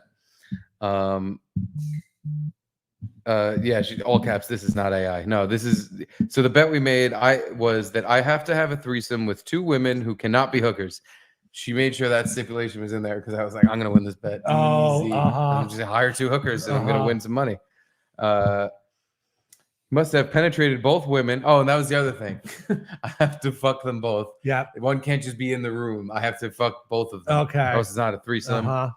By the time This is making complete sense now. As I was reading it, I'm like, what is this AI answer that Steve is just going to have a threesome but has to penetrate vaginally? one of which must be vaginally. So I also through the stipulation, I'm like, what if I fuck one in the ass and one in the vat? Like, because again, we weren't dating or anything, but we were talking about explicit. So sexual would it have stuff. counted if you fucked one vaginally and then fingered the other but never fucked her vaginally? Or in the butt? Based on the jargon here, based on the lawyer talk here, it would have counted because penetrated. It is not specified that it is penile penetration. Yeah. Okay. So I could have just fingered 2 girls. And double guns, cocksucker. And I could have won this bet, won my $300. God, just get 2 coke whores, bring them back to your place and be like, listen, I'll give you guys another bump if you just let me finger you for 30 seconds. I win a bet. It didn't really occur to me at the time that I should just find drug addicts, just escort drug addicts to my mom's house and fuck them in the garage with my fingers. And the bet, the ending date was October 5th, 2025, because I was like, even for me, I was like, I need some years to move out of my mom's place. I need to have some sort of bachelor pad where I'm doing all kinds of degenerate fuck shit. You have a year left. Another stipulation. I have a year left. I hope she's well, now there's this whole other thing where I'll win the $300, but I'll also win a divorce after I fucking do it. By the time collectively, they must weigh under 350 pounds. Because here was something That's a tough one. Here's something I think I threw out. If I'm remembering right, I was like, well, this will be easy. I'll just get a couple fat girls. They're down for anything. Fat girls will do whatever. There's all these contingencies just to get around here. Because nastiness. Because it started with her betting I couldn't have a threesome with 2 girls. And I came up with a bunch of ways I could make it happen. And she was like, no, that doesn't count. That doesn't count. That doesn't count. So you can't get a couple fatties. So I have to collectively weigh under 350 pounds, and they must both be born with an XX chromosome. She threw that in there. I did not, because I'm like, yeah, if there was a fucking couple of trannies or whatever in the room, that would not be happening. But if you got tricked and then found out afterward, it still wouldn't count, I guess. If I got tricked by a set of cock and balls, by a wig, then I don't deserve the $300. I deserve to sit with my fucking really shitty brain that doesn't know the difference between a vagina and a set of nuts. I like how she was able to pull that up pretty quickly. I guess she looks at it all the time because she's like, Steve's gonna owe me. I am going to owe her $300 Oh, is that in the a bet? year. Yeah. Oh, I don't know why we settled on 300. I think because for a threesome. yeah, $300. I got a text from another notable whore. Not another, I guess, just a notable whore. Not that your wife's a whore. I didn't mean it that way. No, it's fine. Luby writes, no, guy and girl is better. Boobs are hot. Luby's single. She's giving the correct answer. Yeah, that's what I was thinking. Look, she's 100% just saying what her What sounds she, hot to she guys. wants her potential suitors to hear. Mhm. She wants us to say that into the mic so then every guy knows, like, oh, Luby's a good girl. Yeah. Oh, thank God. She's gonna have a the threesome one with girl Luby. in the world that doesn't want about a cock in her. She just wants one guy, and they're thinking it's me. Good job, Luby. That was the absolute correct answer. Yeah. Right? We believe you. Way to go. Check back in with us again after you go to fucking Jamaica and have a fucking some hard pipe hitting motherfuckers splatter you across a mattress. Yeah. Go to Jamaica, Luby.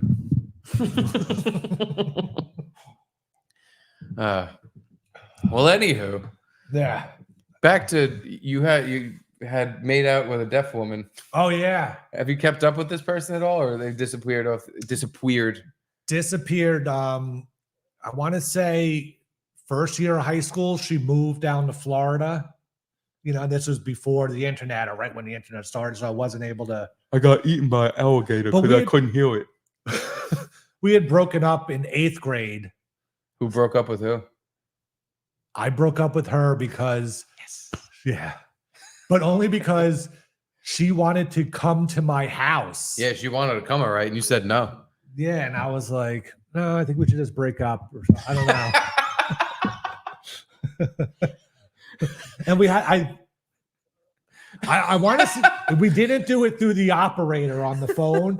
It was almost like her sister did on the phone something. Like we were having, I don't know, issues. Can you really say you had issues in 7th grade? But What were the issues? I talk and you know. can't hear anything I say. it's It's like you don't listen to me. Yeah, I don't know if it was just like I was getting bored of it or I don't know. Honestly, I don't really remember what it was. I just remember she wanted to like come over and I was like, oh, I don't want you to come over kind of thing. I was like, maybe we should just break up or something like that. It ended quickly and awkwardly. That sounds quick and awkward, and it doesn't make A lot of sense. any sense. She wanted to hang out with you, and you were like, No, "Listen, I she was wanted cool. to- I was cool with dating you, but this hanging out thing." she wanted to like come over and talk it out or something like that. And I Oh. was like, I didn't even want to go through that process. So there was something to talk out because Yeah. you were having deaf problems. yeah. And I don't know. I just yeah, I always had like a weird thing around girls where it was like I was always afraid to tell my parents I liked a girl. Yeah, I don't know why. I don't know if Yeah, it was why? like I was always ashamed the other way, where I was like, I never, because my older brother would bring, he'd have girlfriends and be fucking normal, and I would try my darndest, but oh no, like I was a little chubby fucking loser, and it didn't happen for me. I wished I could bring girls like around, which then eventually when I did, that was a fucking problem.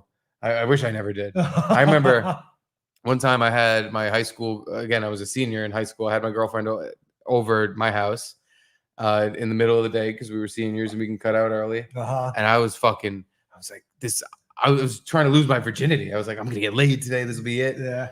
And we're making out and things are going all right. And I'm like a little fucking horny Wolverine. I'm fucking like, yeah.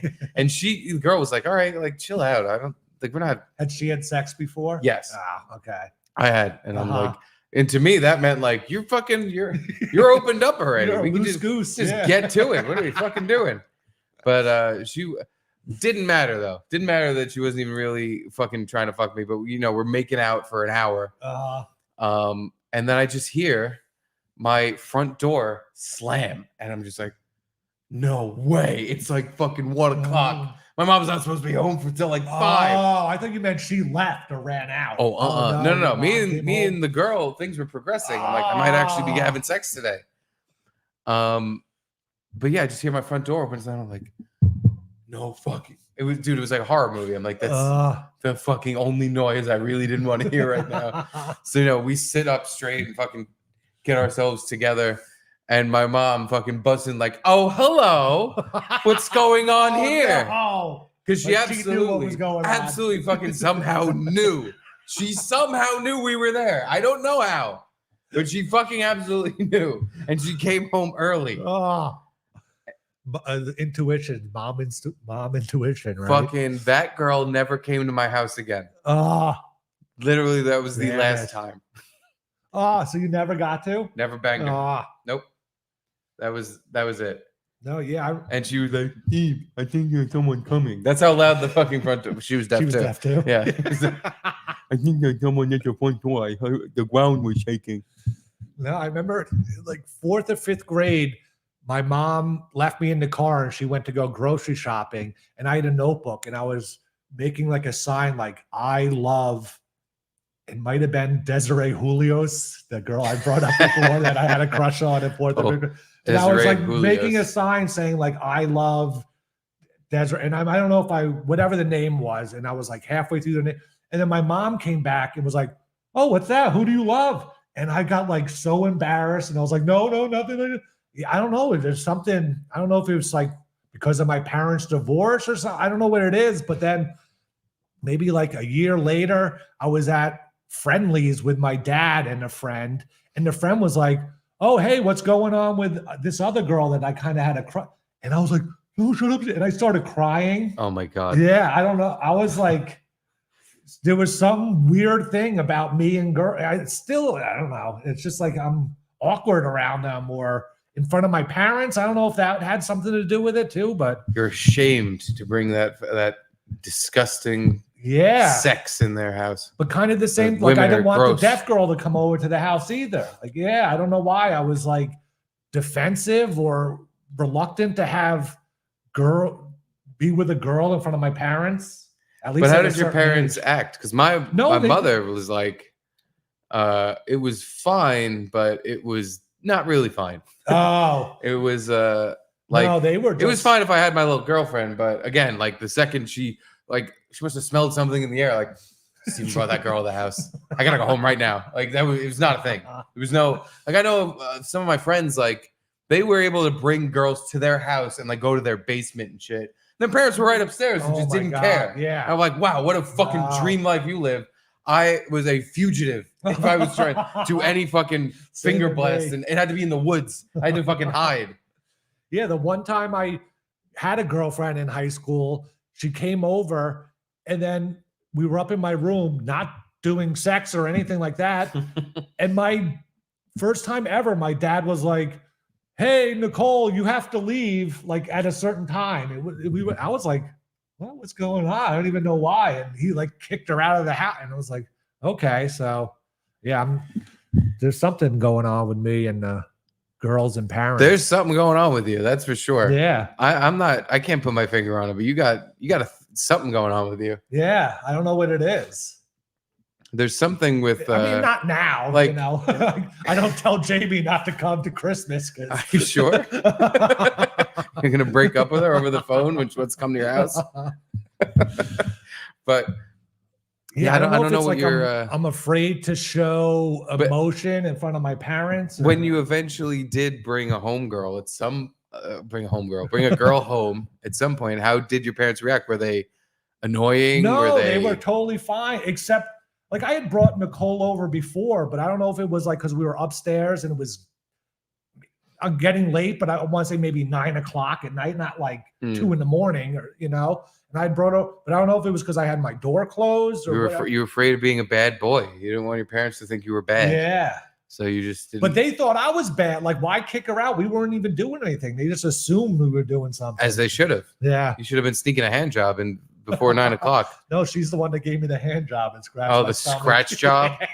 Well, there you go. Maybe your dad was trying to protect Help me you. out, Maybe your yeah. dad was peeping, and he was like, "Son, you should find a new girl. This girl's hurting your penis." Yeah, as a father, I don't know which direction. I don't know if I'm gonna go super strict. I guess it all depends on how Charlie turns out. Uh-huh. If he's like Mr. Popularity, I think I have to put my foot down and be like, listen, your life's not a fucking cartoon. This isn't cartoon life where you just bring girls home, I sit on the couch and you fuck them in your bedroom. Your life ain't a fucking cartoon, son. Get that fucking little skank out of here. If he's more on the nerdy side and I see like, hey, he brought a fucking girl home. Way to go, buddy. I'll light the candles. I'll be like, dude, bring her in there. Here's some rose petals. I'm gonna go walk the dog to another state. I'll be back. I'll be back another day. You do whatever you got to do. I'm happy for you. It all depends on how his trajectory turns out. There's, if But you're gonna cock block him if he's Jordan? Yes, Yeah. Why? fuck you. Just out of jealousy. Just out of pure bitter jealousy. You don't get to live that fucking dream. No, obviously it's not gonna be that. But it's gonna be. There has to. If someone's doing too, I don't know how to explain it, but he's getting out of pocket. Yeah, Like, he's like, oh, like the world is mine, fucking Scarface life. I'm like, listen, son, this isn't how shit is. You gotta fucking cool it. Like, you can't just bring some girl over and I'm sitting here on the couch and you think you're gonna fucking bring her to your room and plow her out. It's not gonna happen. You will then get to go through what I went through, where you better find another way. Caitlin comes in. What's going on in here? What's going on in here? What are you guys up to? Sitting on my floor in my bedroom with the TV on, and I'm just like, oh no, nothing. We must have just looked like we were, dry humping on the floor for an hour. She just walks in to this fucking pubescent sweat room with his stupid fucking guinea son going, what the fuck are you doing home? Fuck. That's always the worst. The early parent come home. Yeah. Dude, it was an actual nightmare. It's one of those moments in life where it spikes, like a trauma spike in your brain, so you can't forget it. Your brain makes you remember it because there was a new nerve ending in your brain fried from the moment, like a new memory they created. Out, it was very traumatic. I'll never forget that moment of just like, I must have had like, sexy eyes, and all of a sudden, because I heard the front door was purposely like whipped open and shut hard, and I was like, oh no, she did that on purpose. It was a guess. Mom's home, because she fucking 100% knew I was there with a girl. 100%. I don't know if a fucking neighbor ratted me out. I don't know how she fucking knew. Mine was more like, oh shit, dad's home and I'm watching his porno right now. How do I stop it and change the TV back and then somehow sneak the porno back into his room while he's there? That was it. Yeah, I never got caught. I couldn't get caught because he kicked the girl out that I had over. So, I wonder what kind of stuff you'd be getting away with if you married the deaf woman. Just doing stuff behind her back constantly, but she's in the house. Yeah, I don't know if she would. I don't think she was like completely deaf. But you said he's going like this. She did something like this. He's going like this. You're deaf enough. Deaf enough. Definitely deaf enough. Yeah. But yeah, it was memories. Well, let's get out of our own memories and go into other people's memories. Let's do it. You sent an entire prep email. We're here waxing fantastic. I know about times we didn't come. Do any of these jump out to you? Like the what if I'm gay things now, it's already too late to do that. Yeah, that's a long one. Because that was what I wanted to. Did you see the charger thief on the plane? Charger thief? No. Oh, I did see that. Yeah. I that was one where I actually did want your opinion because I didn't know who to hate in the video. That's what I was gonna say. I didn't know I was supposed to hate. I know who I'm supposed to hate, but I don't actually hate them. Yeah. We should watch it. Okay. Yeah, I was gonna say when I first saw it, I hated the girl right away. But then I'm like, I didn't at all because I still don't really understand the situation. Okay. So they were told to deboard the plane and they could leave their stuff on the plane. And because there was some problem and they would call them back to reload the plane. And a guy got up and left his Apple charger plugged into the USB. And apparently not everyone left the plane. And one of his seatmates that was sitting in his row he was like, did you take my charger? And they were like, no, some blonde girl came by and just took it. So then he's waiting for her to come back on the plane, and that's where this picks So up. where the story starts, she is the asshole because she just took a charger out of Yes. someone's thing and was like, Uh-huh. I'm keeping this. But I want you all to watch, as much like me, I'm sure you'll go, I actually don't think she's the asshole. Excuse me. Did you take my charger? Yeah, Why would you take my charger? because we got off the flight. Yeah, but my charge, that's my charger. Why would you take You're it? gonna get it back. Give me one But why would you second. take it though without permission? Because nobody was on the flight. Bro. Yeah, but that's Shut the my fuck charger. up. And you're getting it back. Okay, No can one I have it back?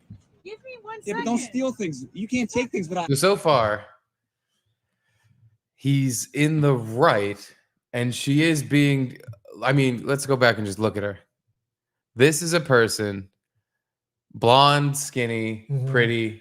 She's never had to have like a real confrontation. argument with anyone because She gets unless her- it's a guy who just hates women, because I'm sure she's had those. 'Cause there, especially in like New York, there's a contingent of men who will seek women out like her to scream at her yeah. because they hate women and they've been denied and their Uh-huh. mother was a cunt.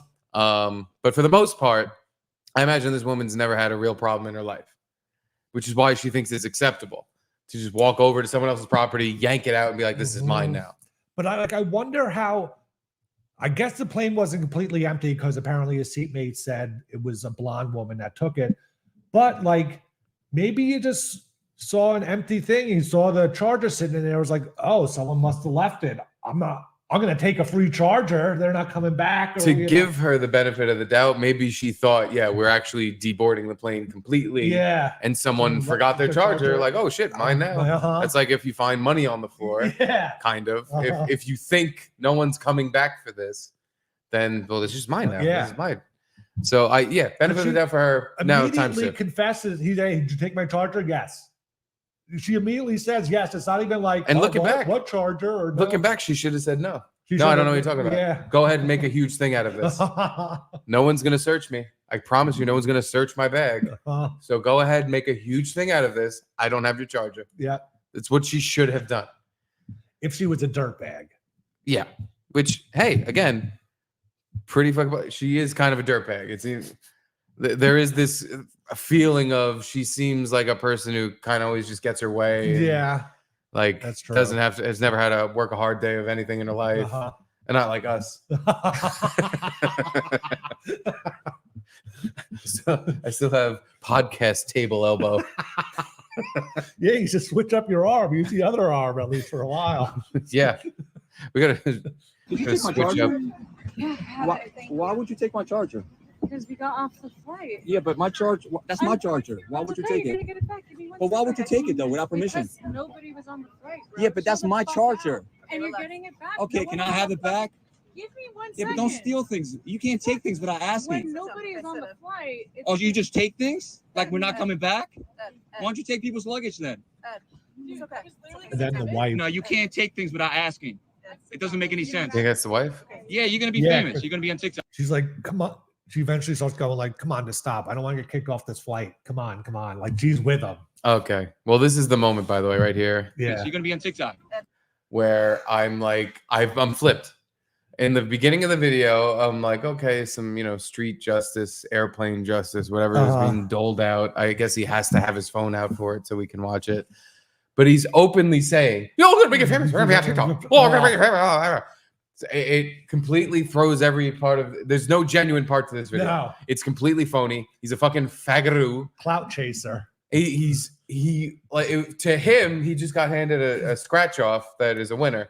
He got his viral video. He's like, the girl took my charger. Oh, I'm gonna get my phone out. I'm gonna catch her. I'm gonna give her a lecture. I'm gonna act like I'm gonna be the Punisher, and she's gonna be some black guy, and it's gonna be awesome. He was expecting her to be like, no, I didn't take it. I don't know what you're talking about. But she immediately confessed to it and was like, yeah, just let me get to my seat. I'll give it back to you. But he still had to keep going because he wanted to get his viral moment. Yeah. I think no, he was hoping she did exactly what she did, which is say, "Yeah, I have your charger," so he can now get on his soapbox and his high horse. Oh, and tell be her like, how to behave. I'm gonna make you, because he says, "I'm gonna make you famous. You're gonna be on TikTok because everyone's gonna think you're a piece of shit, and they're gonna think I'm fucking awesome. I'm the best guy on a plane that anyone's ever seen, better than the pilot, because I caught you taking my garbage." But yeah, look at it. Ugh. I immediately went Flip. from being like, yeah, you know, again, justice is being served to, I hope she steals more of his stuff. I hope he gets kicked off the flight and raped in a bathroom. I fucking hate this man more than I hate a lot of people. You just take things like we're not coming back. He's Why don't trying you take too people's hard. luggage then? It's okay. Just literally gonna give it. No, you can't take things without asking. It doesn't make any sense. Okay. Yeah, you're gonna be famous. You're gonna be on TikTok. Please sit down. I don't want to. Yeah. I don't know who you are, but I don't know why you're getting involved. Because you're being annoying. All right, just give me my charger back. We'll call it even. All right? Sounds good. Yeah, look at this guy smiling. Please.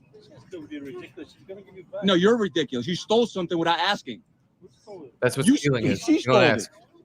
You can't take things without asking. Is Oh. it stealing? Yes, that is stealing. Absolutely. Is it stealing? Absolutely. Yes, it's I love her. This video makes me like her. Yeah. Not him. I'm not like, yeah, way to get your charger back. No. I wish she did more of this. Like, oh, you really want it? And I wish she, instead of handing it to him, just dropped it. threw it. Just fucking threw it across my head. Go get your fucking charger, you bitch. Shut the fuck up. You're the annoying guy on this flight. Yeah. The funny thing is, you tried to make it me, because there's always someone on a flight who sucks balls. You tried to make me the shitty person on the flight.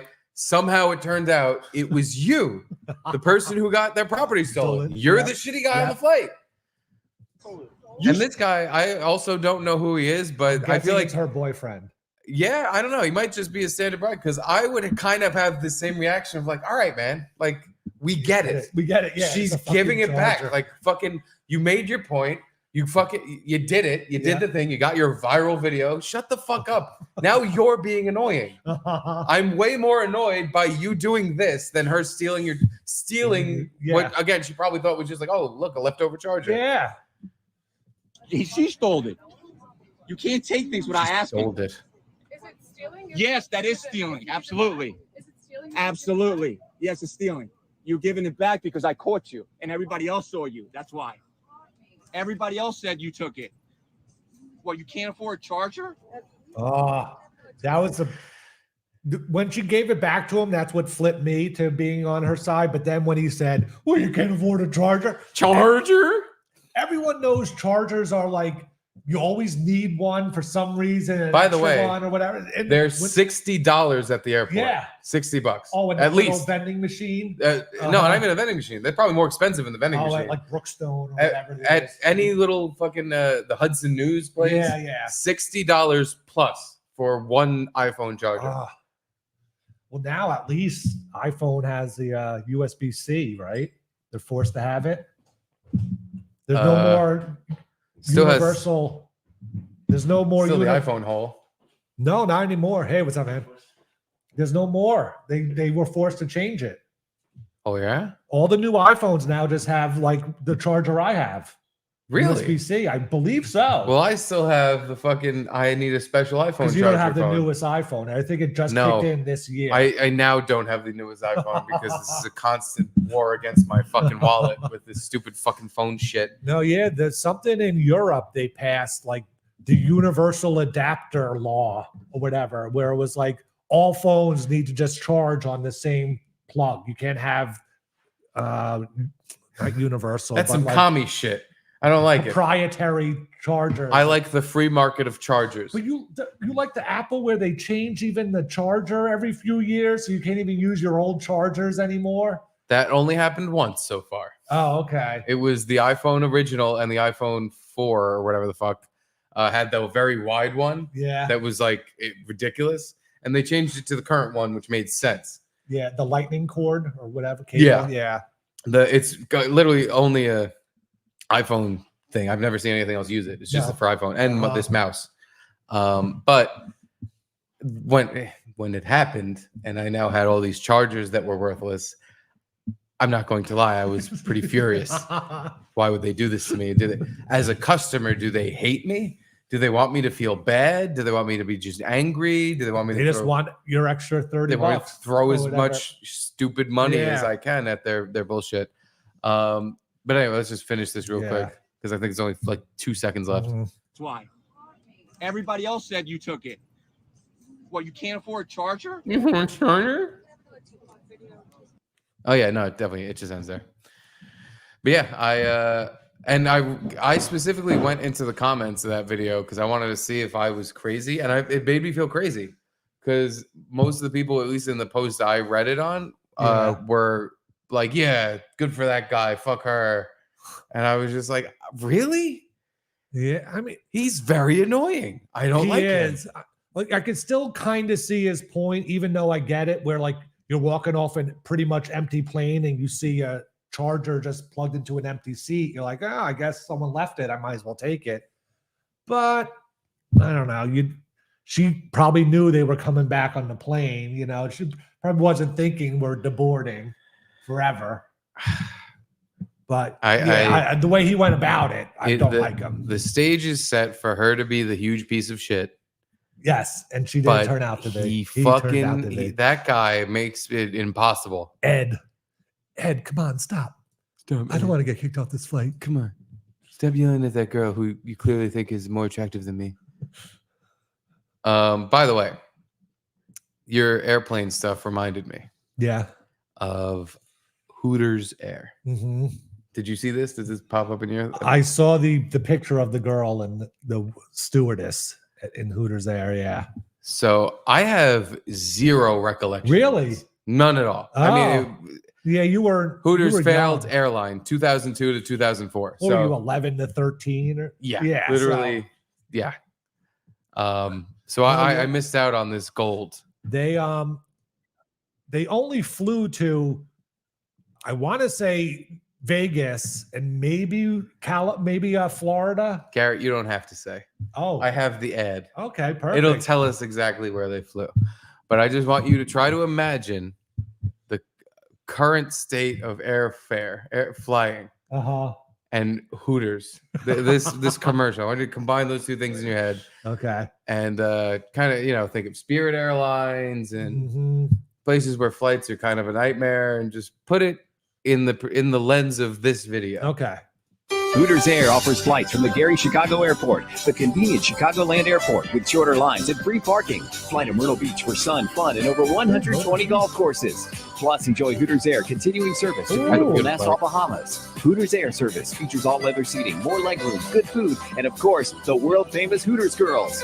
For fares starting at $99, log on to HootersAir.com or call 1-888-FLY-HOOT. Gary Chicago Airport and Hooters Air. We put the Not fun even back in the Vegas, huh? I always thought they went to They Vegas. must have added a Vegas thing at because some they point. had a Hooters casino in Vegas. They had a Hooters casino. Yeah. Dude, what was going on?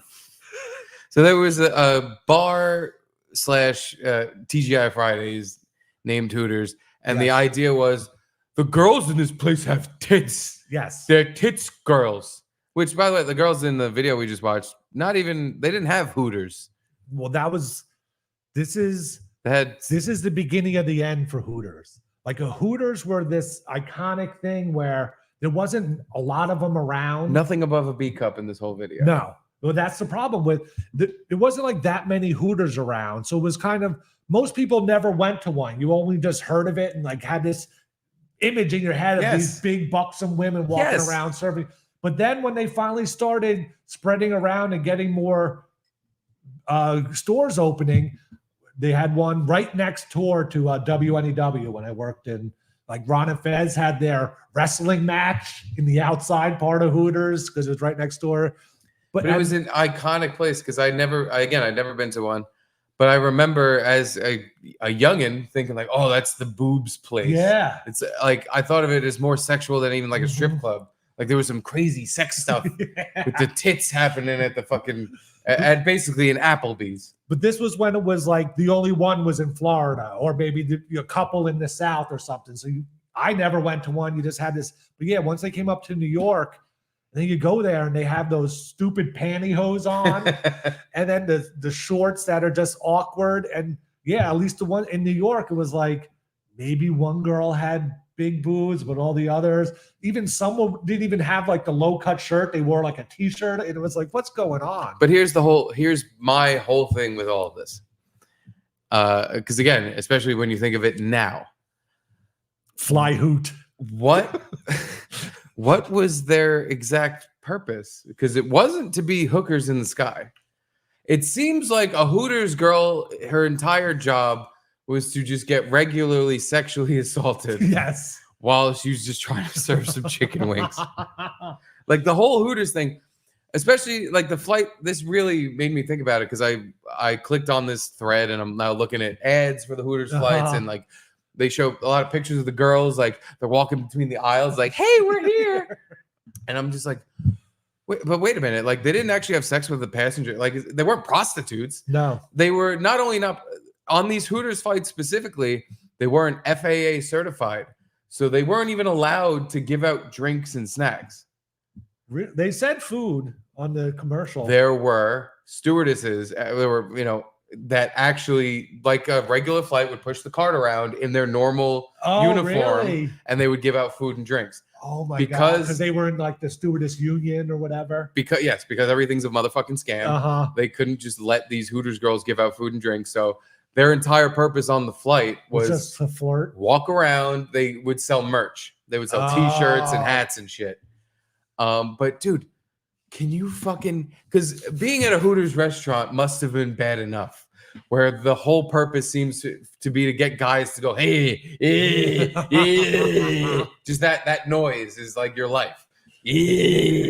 Or they're pinching your ass, they're trying to grab your tits. Totally. Especially we're talking in the 90s and early 2000s where, Harvey Weinstein and Jeffrey Epstein, this is like the heyday of women or objects for sex. The whole shock jock era. Yeah. Peak form then. Yeah.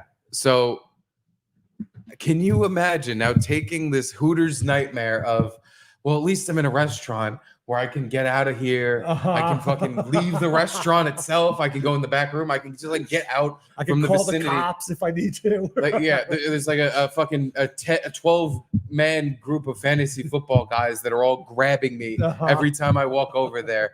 I'm just going to leave. You're on a plane with these fucking people now. You're now on a flight.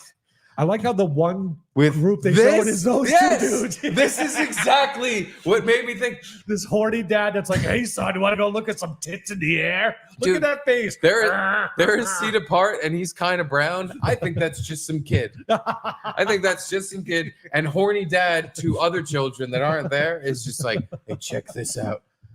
I'm going to grab a snitch.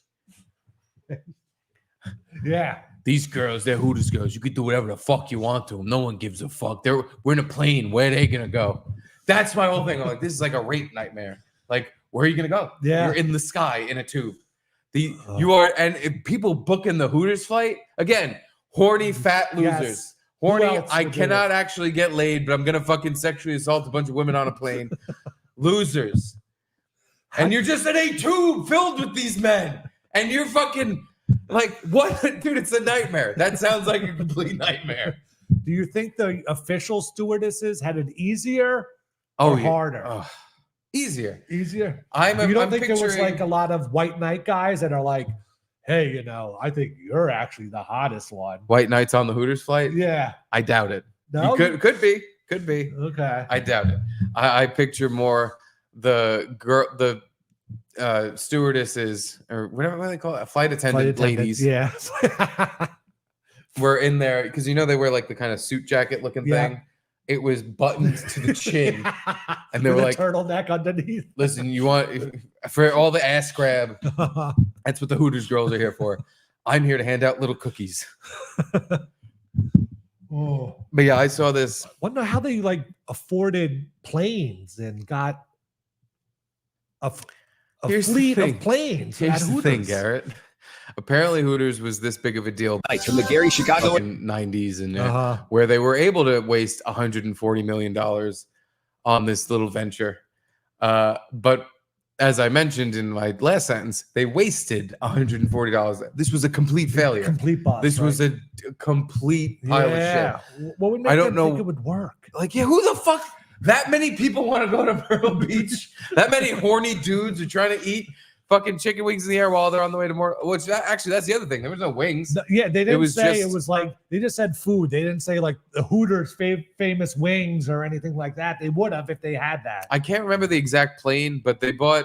It wasn't. They weren't buying, the Boeing Airbuses. Uh-huh. They were buying this fucking like skinny. It was called the skinny something. Oh, okay. So, and I, the idea there might have been again like, oh, there's a tight space, a lot of guys sitting here on this plane.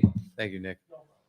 Not a lot of room for you to say no. Huh. Yeah, I never knew anyone that ever took it. Never heard any stories about it.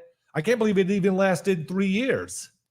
I know. Yeah, I can't believe any of this ever existed. It just seems again like rape flight, the Mile High Club, but with a twist. Oh Oh, God! my How many God. Mile High jokes did they hear? It was every day. Every day, right? It was every flight, every guy, every fucking row. There was someone saying, "Hey, Man, with my baby, you did my head, Tim. This is my seventh deaf- grade girl. your deaf 7th grade girlfriend was on a Hooters flight, and even she succumbed to Hooters madness on the plane." When I'm taking you into a very tiny bathroom, and fingering you against a very small sink. But yeah, in Vegas for maybe 5 years was the Hooters casino. It was kind of off- By the way, just another nightmare environment for women that are just Yes. trying to deliver drinks and chicken wings. Now Just- you have drunk guys, which they are used to, but then they're also angry that they lost money. And there's a girl that, hey, you work for this place and I lost money. To. hey, You you're owe from me." that slut company. You're from that place it's called Boobs, I think. The Boobs restaurant? Was it Boobers? Hey, come over here, Boobers girl. Just a fucking nightmare job. You would hope that the whole point is like, oh, sure, the guys are going to grope you. They're going to be creepy. They're going to be weird, but they tip really well. But there's just something about how it's like a shitty chain that makes me Yeah. think, no, nobody's even tipping. Yeah. It's just, It'd be like if McDonald's had a casino or an airline. yeah, Like, it would just be like, yeah, the same scumbags are going there. shit scum boob touch. Just, You really did your research on this, though. You know how much money they paid for the planes and what kind of plane they I'll got. be honest, I didn't have to do a lot of research. It was This all in this just thread? this thread I looked Wow. into had it all here. Yeah. Hooters Air was a product of Hooters America owner Robert Brooks. In December 2002, he acquired Pace Airlines. Never heard of it. Never. Initially, Brooks wanted a new way to increase brand awareness and formed a flying billboard with a fleet of narrow bodies bearing the Hooters name and colors. So this was, for the most part, like it An says, just advertisement. ads for Hooters. Passengers were welcomed on board by Hooters girls who joined traditional, professionally dressed crew members in the cabin. Interestingly, this is what I said before, they're not FAA certified, so they did not have, they were not allowed to give out food or push the carts around. So dumb. They spent their time selling company merchandise and hanging out with passengers during flights. So their job was to hang out with these fucking creeps. Yeah, The worst job. just men jerking off, staring at them. The goof flight. There's a picture here though of just like a woman and her child coming off the Hooters flight. Yeah, what's up with that? I need She to fucking, looks like she's running. It's like a blur. You know? yeah, I It's like gotta pull that up for everybody to see. What did I book? What am I doing on here? Dude, this woman is running away from the flight, and there's women behind her because she's like, we were the only 3 other ladies on board. My baby had to listen to a lot of jokes that were about sex. This is the last time my husband books the flights. Yeah, they're wearing their big dumb sneakers and their stupid fucking pantyhose. Pantyhose, yeah. Other than that, though, the Hooters, the reputation's solid, and these are attractive women. Yes, they are attractive, but I get it was perfect essay bait, perfect sexual assault bait. These are the women you would go try to grope but after if a you few went wings to and a beers. Hooters restaurant and those were your waitresses, I'd be like, Not really impressed. Really? I want the Hooters. Well, that's the whole That's deception. yeah. The place is named after fucking tits, and these women they seemingly only pick skinny women with no fucking Yeah. no bubs.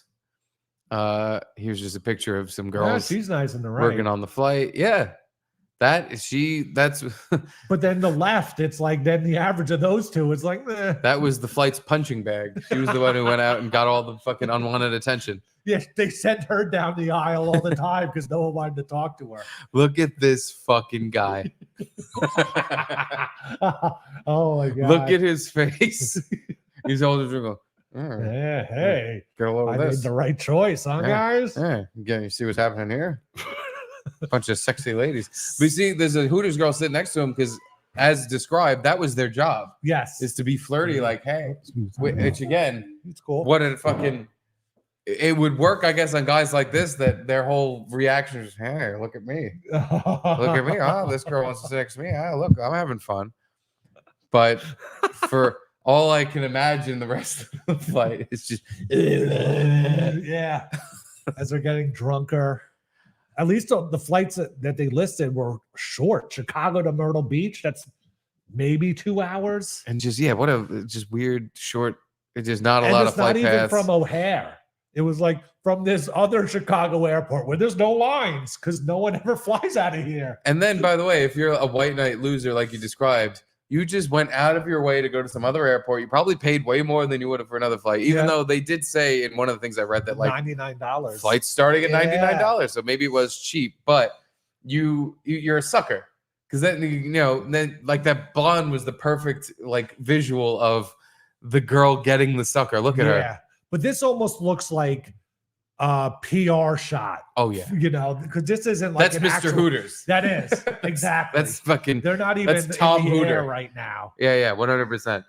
But I feel like it also definitely went the other way, where a bunch of suckers were on these books like, hey, Yeah. Oh, I think you're great. You're such a nice Uh-huh. girl. You're nicer than the other girls. I love you. Do you want to come hang out with me? despite promising fun. By the way, shout out to this bot Twitter account that posted all of this. You think it's a promising bot? Historic vids? They history and post a memes. lot. Yeah. All right. Yeah, I At don't history and memes. They deserve credit then. They're good people. I just sometimes I read stuff off of like fascinating vids on Twitter Uh-huh. where I'm like, this is like a bot account that just reposts Yeah. other stuff and make someone God. farming Uh-huh. engagement and making money. Hooters Air's unique approach and rising fuel costs led to its halt in 2006. So that's, by the way, this is why I think it's a bot, because that's a different date than what it says on the top of the thread. So it's either 4 years or fucking 2 years, costing the parent company $40 million. I was wrong. It wasn't 140 million. It was only 40 million. But in I mean, that's not that bad of a loss. 2006, that's for- real money. And people were talking about it. It got you advertisements, so it wasn't that total 40 million. You got some stuff out of it. Did someone post the Hooters plane flying into the 9/11? Is that what that was on that? No one posted that, but that should have been. Oh no, wait a minute. What is this? Hold on. Oh no, that's just someone else talking about. There's someone else doing a podcast about it for 6 minutes. If you want to watch that, Yeah. I wanted to just show this picture of the current Oh, state God, of yes. Hooters, because this is. I should fucking. Do- We should email this to our old boss. We should send him the Gavin? picture. No, he was. Believe it or not, Garrett, he was actually never our boss. Oh, really? He literally only fired us. Oh, He I got never. There was confused. never any other bossly duty. Never any other thing he did. He never came in and was like, "Hey, let's turn this company around. Hey, guys, let's make some I money." want to say He came in and just fired us because Anthony told him to. By the way, technically, he first mentioned that they're merging. So once Did he he? said, yeah, he's like, so as you guys know, Compound and Censored are merging. that's right. So after that sentence, he's our boss.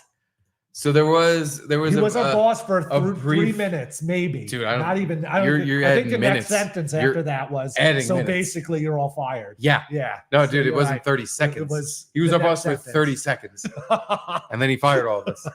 Which again, he didn't enjoy it at all. He, Oh, he yeah. texted his wife about how much of a hard time it gave him. He to do cried that. himself to sleep that night. The poor baby had a really hard time Yeah. firing an entire staff and then continuing to just make money with the only person who was making money at the company, the owner. Hard time for him. I feel bad for him every day. I fucking have no money coming in my account. But anywho, I want to send this picture to our old boss, the real old boss who couldn't fire us because he just didn't have the heart to because he loved us so much. Uh-huh. Anthony, in the current state of Hooters girls. Yeah. Because Marona me. Oh, Marone. Look at this. They're still wearing the pantyhose. You can walk behind us if you want. You can flip the tables if you want. Yeah. Need more space for this anyway. Oh. I like the one next to WNEW wasn't that bad, but it was halfway there compared to what you would think a Hooters girl would look like. You almost said what you meant. The herders girls. Herders girl. These are the herders. It was at least it wasn't like that ethnic, the NEW one, but yeah, they were almost that size. But yeah, Jesus. That is a capital oof. Are they all in one restaurant? I don't think this is a meetup. I think this is one restaurant staff. I don't think they had to go very far. To their credit though, oh my god, wait, no, I'm wrong. They're fat girls with no boobs. Yeah. I got tricked by the one all the way on the right because at least there's some sort of cleavage thing happening. Yeah. This is the worst possible version of a fucking set of Hooters All girls. flatzos. This is a Hooters nightmare that AI must have made up. Someone typed into Grok, make me the worst set of Hooters girls you can imagine. And this is what they fucking did. Because they're fat girls with no tits. None. Or just, fat tits. all guts. Fat pancake tits. Look at all the fucking All gut. guts. Oh yeah. All gut. The pantyhose is too shiny.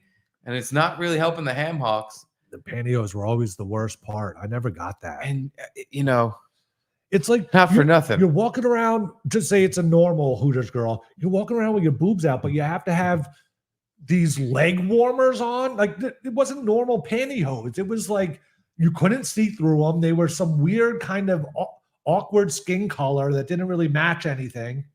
Yeah, I never got it. But I picture that staff walking into the Hooters single file, and then all of a sudden, throughout the entire Hooters, you just hear Uh-huh.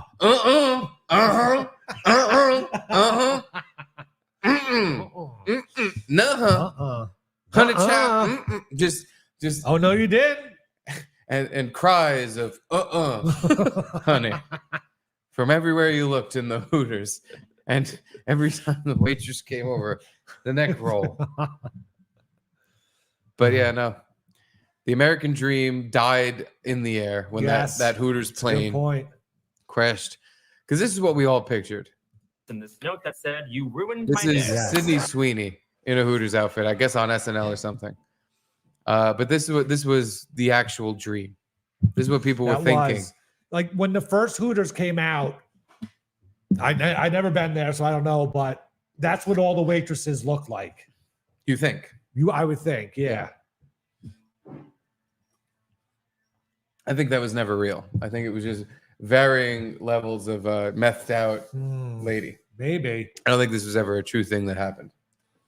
Yeah, I'm trying to think. Like I don't know. I might have been to the first Hooter. Like I have some sort of memory of seeing pictures of like the first Hooter girls in a restaurant at a Hooters. But yeah, I don't know. I'll have to look into it. Another time and another place. Yeah. Let's read the super chats and hang up our internet phone Let's do it. so we can get ready for the football show. Football. Because you guys, you and Gino, with your bullshit every week, you want to drink and carry on. I'm and sorry. fucking yammer and miss the football game. This you week, got the Giants. there's a very important game being played tonight. That is true. The New York Football Giants are Is this playing. a battle for first place? Or the Eagles 2-1. I think everyone's doing shit, and the Giants only have 1 win, so it can't be a battle for first place. It's a battle for not last place because the Cowboys, I think, also only have 1 win. Yeah, the Cowboys definitely have 1 win. The battle for not last. And by the way, the Washington Commanders are battling the Eagles for first place. Oh, Commanders are 2-1 also. Yeah, they are 2-1. Yeah. But yeah. So yeah, we have to wrap it up early. I got him to wrap it up before the Jet. Oh no, I'm wrong because I remember watching the Jet game on my phone. I thought I had him wrap it up before the Jet game started because the Jets were last Thursday. We were But unable. no, I was we were watching it on my unable phone, to yeah. wrap up before the Jet game last week. That should be your goal, though. Slim pickings today. Yeah. That's how. Sometimes that's how it goes. Which, at this, might as well say, there's going to be a slight format change when we come back from Landau Land. Land. There's going to be a little bit less live stuff because we don't do enough like MLC style drama podcasting, and we don't rake in the super chat. So, thinking we can kind of consolidate into a couple days a week where we'll do, I don't know, look for content that'll bring in super chats. If not, I want to give our Patreon members way more content and give the people getting it for free less. Because the idea was you give out more for free, you get more super chats. We don't do enough just like watching other people's shows and shitting on it for that. And that's kind of what pulls it in. Or just doing, a really good show. We don't do enough of that. Or let us know what you think on Patreon. Yeah, because I feel like do you we owe them more than what we're giving them. And I want to give less out for free and more just for Patreon. Because people that support us on Patreon, I fucking love. They're our diehards. They've had our back from the moment we got fired. The super chat thing goes back and forth where sometimes we make some good money. We're like, oh, this is worth our time. And other times it's like, what the fuck are we doing? Like today, I'm like, what the fuck? What is the point? People like, that's the only thing that I think is, do the Patreon people like the live aspect of the show and watch and reading comments that the other people are putting on? That's the only thing I wonder about. So let us know. Gotta be, because Patreon has a live feature. I just haven't figured out, because when I tried to do it the one time, it was a complete fuck up. I did see an email now that was like members only chat now or something from Patreon. So maybe. So we're going to have to like migrate a couple days just off of YouTube straight to Patreon, where we will read chats and you don't even have to fucking pay for it. Like we'll read them, but we'll more. Every chat's a super chat on Patreon. Every chat, but more succinctly have a show where we, maybe the chats won't matter for certain shows. You know what I mean? Yeah. Just because, I've had my feet, I'm looking at everything. I'm trying to see what works for people, what doesn't. And the guys that do, like Kevin Brennan's killing it. He is. We watched a video of him watching Gino, but he makes money off of that, and it's good for him. Yeah, it's great. He's funny. He's funny what he does. I will never say like, oh, fuck him. It's like, dude, you figured out he figured it out. Yeah. We don't do enough of that. Like we have to make a decision, and the decision's already made. Where it's like, do we want to just like sit around and we want to watch Ray DeVito and Chad and watch their shows, and that's our show? Our show is that now? No, because I can't wrap my head around actually doing that.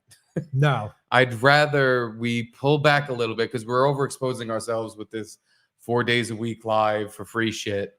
But Kevin does 7 days a week live. That's fucking insane. Or like, at least that's what he says. I don't know. I don't really. But dude, follow up with it. But you see, like where he gets all these super chats coming in, it's like, yeah, why wouldn't you do 7? Just go on every day. People are just gonna pay you to show up. That's great. We get that like here and there. We don't have a thing where we produce that. Yeah, we're not drama creators. But even like there's other shows, they don't do drama. They just whatever it is they do. It brings like they have their fucking method down pat. We're still figuring out where our pocket is, like where we can keep doing this, make more money, grow the show. Yeah. We're right now, it's only a couple months in, and we feel like we've hit kind of like not even a wall, but just like there was an explosion of support and people throwing money at us at first. That has subsided. So now it's time to start pulling back and giving the people, like I said, on pay us. Patreon, who are Yeah. like actual supporters, more content, give them more of this, and then for free, we'll see what we can do. And try to lure more people to our Patreon. Because that's the thing, and this is exactly free riding. Or we need free to, loading or freeloading. you know, do more fun shit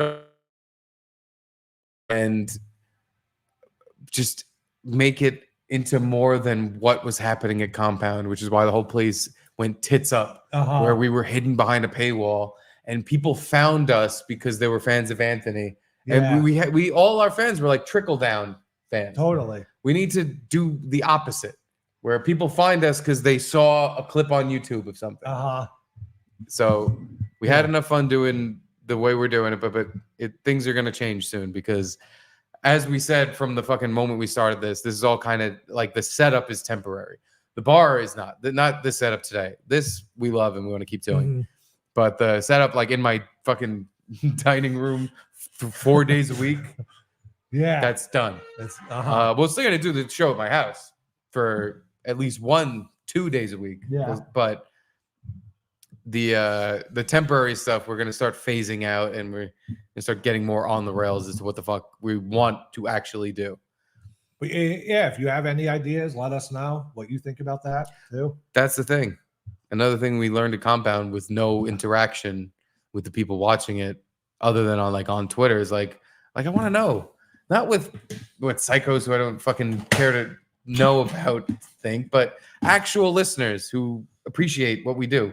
What would they like to hear? What would they like to see? Because I don't know, you don't get that much interaction with a lot of other shows, unless again you do the super chat thing. But yeah, anyway, just wanted to throw that out there because it's been bugging me. I've been feeling like stale, and like we're not doing something. We're in the business of entertainment, and I feel like we've been missing on just changing things up a little bit to make it more succinct with who we're trying to entertain and how we're trying to do it. Makes sense. Please, hold on. Let's go to Summer Roll Camp.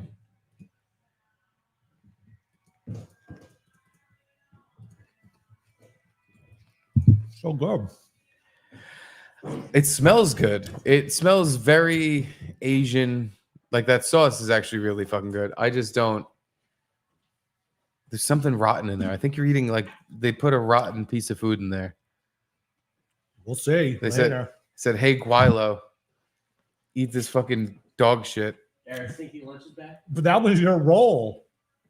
This is a different roll. Maybe just your roll was poisoned. It's a good point. I may have eaten the bad one. So let's read our super chats and end this on that note. Chill92. India stink. Find trash game. Try finding toilets. Good point. Wow. So yesterday on bonus content, we kind of did. We found the porta potty. We found one toilet. We went to India. We dropped a Google man all over India to try to find, some of the hot spots in the country that had garbage, sandals, shit, sandals, rape. And I think that was it. I think those were the point system. Garbage, sandals, shit, rape, and cows. Oh, and cow was 2 points. And yeah, we accidentally found what looked like an outhouse. On wheels. Very impressive. Yeah. Aaron, $10 super sticker. Hell yeah. Thank you for your $10 support. That is very appreciated, Aaron. And Bob's Flybaby. Happy 50th. Oh, yeah. It's our 50th episode. Oh, shit. Wow. Happy 50th to us. Congratulations. We did it. We made it 50. So that's another thing. We got to 50 too fast. We did our decision to kind of fit ourselves back in our compound schedule was comfortable for us because we're like, hey, we're back to work. Yeah. But again, I've been looking at other podcasts. Nobody does shit like that. I was looking at podcasts that are making $500,000 fucking on Patreon and they put 2 out a month. And I'm just like, we're doing fucking 100,000. We're doing 100 hours a month of like we're hanging out. But It's maybe fun. they did a lot back in the day, and they picked up. I don't know. I don't know. No, I think what a lot of podcasts do is they concentrate. They'll have dude, these shows I was gonna like their podcast was an hour to an hour and a half.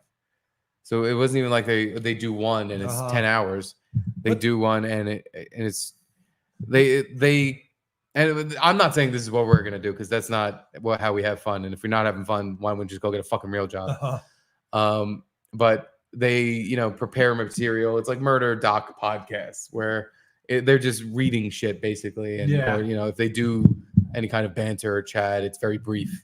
It's not an hour and a half of the show where we're talking about fucking a deaf girl. And but again, this is how we have fun. So that's not going to change.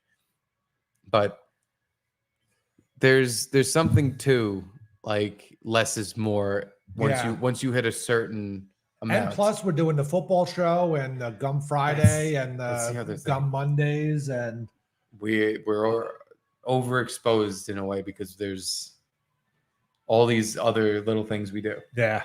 So again, we're not going to stop the amount. It's just on YouTube for free. No way. It's going to be. I'm thinking 2 days a week like this. The other 2 Patreon exclusive, and then we go from there and see how that fleshes out. Yeah. And the Patreon ones could be more geared towards people who are subscribed to the Patreon. But we also have to figure out, like, is it as easy to watch on Patreon as, you know what I'm saying? Like, yeah. Like a lot of people have the YouTube app on their TV. I don't know if there's a Patreon app. Like, I don't know if you could watch this on TV if you don't have. I go ahead and say there probably isn't. Yeah. Well, we could. It's like not to interrupt. You can go to the Patreon website on your TV. And watch it that way, but I haven't come across like a Patreon app. Yeah. Okay, so there's a way to do it, but it's not perfect. It's no app. But yeah, no, we're still figuring it out. It's just I don't want people to think we were like, hey guys, this is it. Welcome to the future of podcasting. It's no, we're very much. I don't know. I feel I'm hungry. Is that the only way I can put it? Yes, you are. And for some reason, food won't satiate this hunger. I have a hunger for more, and I just want to do more. Anywho, just kidding. King of the chat. I love just kidding. He makes me feel like we're doing something right. Garrett needs an OnlyFans where he puts stuff in his mouth, including me. If you started an OnlyBugs, I think you could make some side cash for yourself. Maybe some Only Bugs channel. Only on YouTube. where you eat bugs, and But I'll run out of content quickly and then start having to eat like live bugs. I don't know if I could do that, but I guess. Hey, listen. If it makes dollars, it makes sense. We need to get a video. When we get our next bug shipment in, you need to put another gallon of bugs in your mouth at once, and then I'll zoom in on you, and we'll have you saying, "It makes dollars, it makes sense," with bugs in your mouth. We'll send it to Gavin, who is still heartbroken over his part in the fuck the entire company. So I have 2 messages here from people in my life that I love very much. Frank tells me, FYI, Patreon video player sucks dick on app and web. Yeah, I'm thinking even if we do exclusive Patreon stuff, I'm putting it on another website, and you got the link on Patreon to that other website, whether it's YouTube, Rumble, or another thing. It'll be a private video where you have to pay to see it. I'm like, you got to pay to see it. There's people that pay for our Patreon. I'm like, I want them to have more shit. Yeah, they're supporting us and they deserve more. So yeah, I agree. I kind of figured that, and I feel like I've heard that before. So Frank kind of, are they going to get more? They're not really going to get more shit. They're just going to get the same shit, but in 2 different places. Well, you know no, what I'm saying it'll be the link is through Patreon, but it'll work on another app. So as long as you have the link, you can use it on anything. Okay, I gotcha. Again, if anyone had any insight on how to make this perfect. I'd love to hear it. And then my wife texted me, I just put the podcast on while in the car with Charlie Boy, and he said, Daddy, when he heard your voice. Wow. He thinks I'm his dad? Can you fuck my wife? Can you fuck my wife? Hi, Charlie Boy. I love you. I love you, wife. Chilla 92. There's an isolated island in India. Do ep on it, GNS. Sure. That sounds fun. Yeah. I would love to explore the isolated island It's in not India. the Maldives, is it? No, those are vacation islands. Yeah.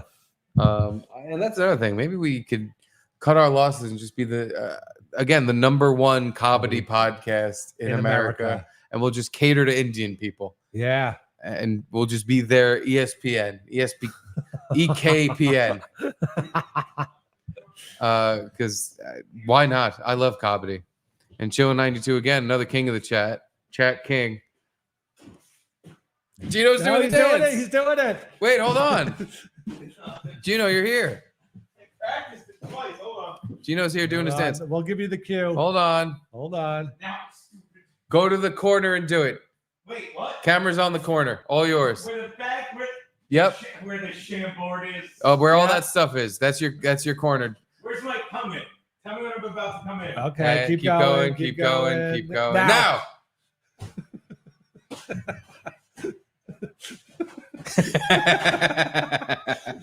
And no matter what I do, I feel the same. With or without you. They made me feel better about myself, and you see where I am. I'm like, they're all. Are you on? We saw you on stage. That's where you are. Dude, That was you. That did not surprise. I'm like, I know it's coming. Same It's headband. All over my feet. Oh. All over my feet. I got something for you to feed on. Exhausted. Oh, Thank you, Gino. thank you. Thank you for giving the people what they want. Oh. Entertainment. Last super chat. Kumia was on Dixon's show on Rumble earlier this week. He was. He was great. He was. He shit on Chad. Why am I interrupting you? Chad. He shit on Chad. Chad's been talking about it in the past 2 days. No, I saw that our good friend Kevin Brennan watched it. Say it right. Good friend Kevin Brennan Kevin Brennan. watched it, and I was cracking up. I have to say, Gino, I know we're mortal enemies, but You can I find was countless cracking up because you can find Pat countless- Dixon brought some other guy on while Anthony was on, and it was some boring lawyer shit thing. And Kevin Brennan just sitting there.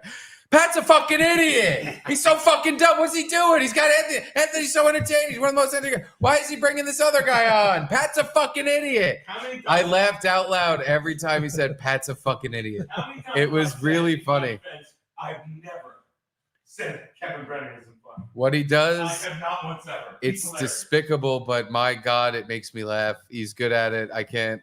You have to give credit where it's due. You do. The fucking guy is very entertaining, and him watching Anthony and Pat when this other guy comes on, he's just nonstop. Pat's a fucking idiot. What's he thinking? I couldn't stop laughing. But anywho, I believe that's all the time we have for today. We have to get ready for our football show. It's Screeching Halt. Thank you for reminding us that Screeching this Halt 2 days in a row. halt needed a screech. Let's play our Board Boys video. I wish I had my Boxcar Willie hat. Let's get the fudge out of here. I'm sick of this board video. I can't wait for the new one. Yeah. I can't wait to make the new one because I'm completely sick of this one. I almost don't even want to play it, but here it is. Credit where it's due to our board members. That's all it's for.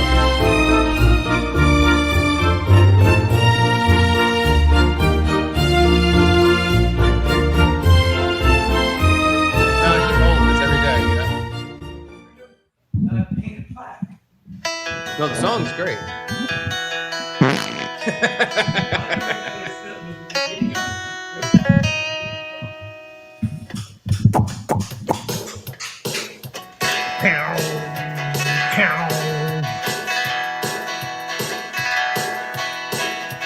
I see that wallpaper and my name on a plaque.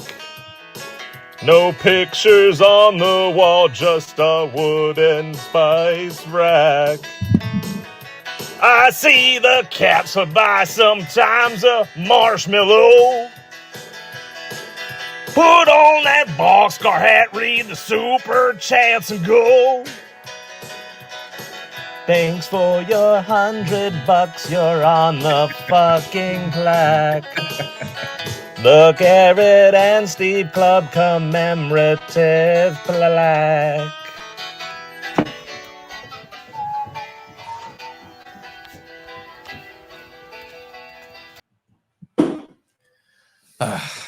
Fitzy's voice is like I swear, by the way, after last week. velvet rubbing against my ears. That Fitzy sure does know how to fucking churn out a tune. He makes me so happy. Fitzy, I hope you're working on the next Board Boy song. He asked me for the names because he wanted to incorporate it in the song, and I didn't send him anything because I'm like, I don't have all the names yet. People keep joining. And I don't want you to make a song with like 3 names left out, because I learned this lesson the last time I got the plaque done. Like, you have to wait until the last minute to get the names on a list, because at the last minute someone is going to join. So I can't. Fitzy, I love your idea, but the names in the song it's gonna just be like we slighted someone who fucking joined the plaque, and it should be viewed as good as everyone else. So whatever other ideas you have, we already love. But anywho, that's the end of the show.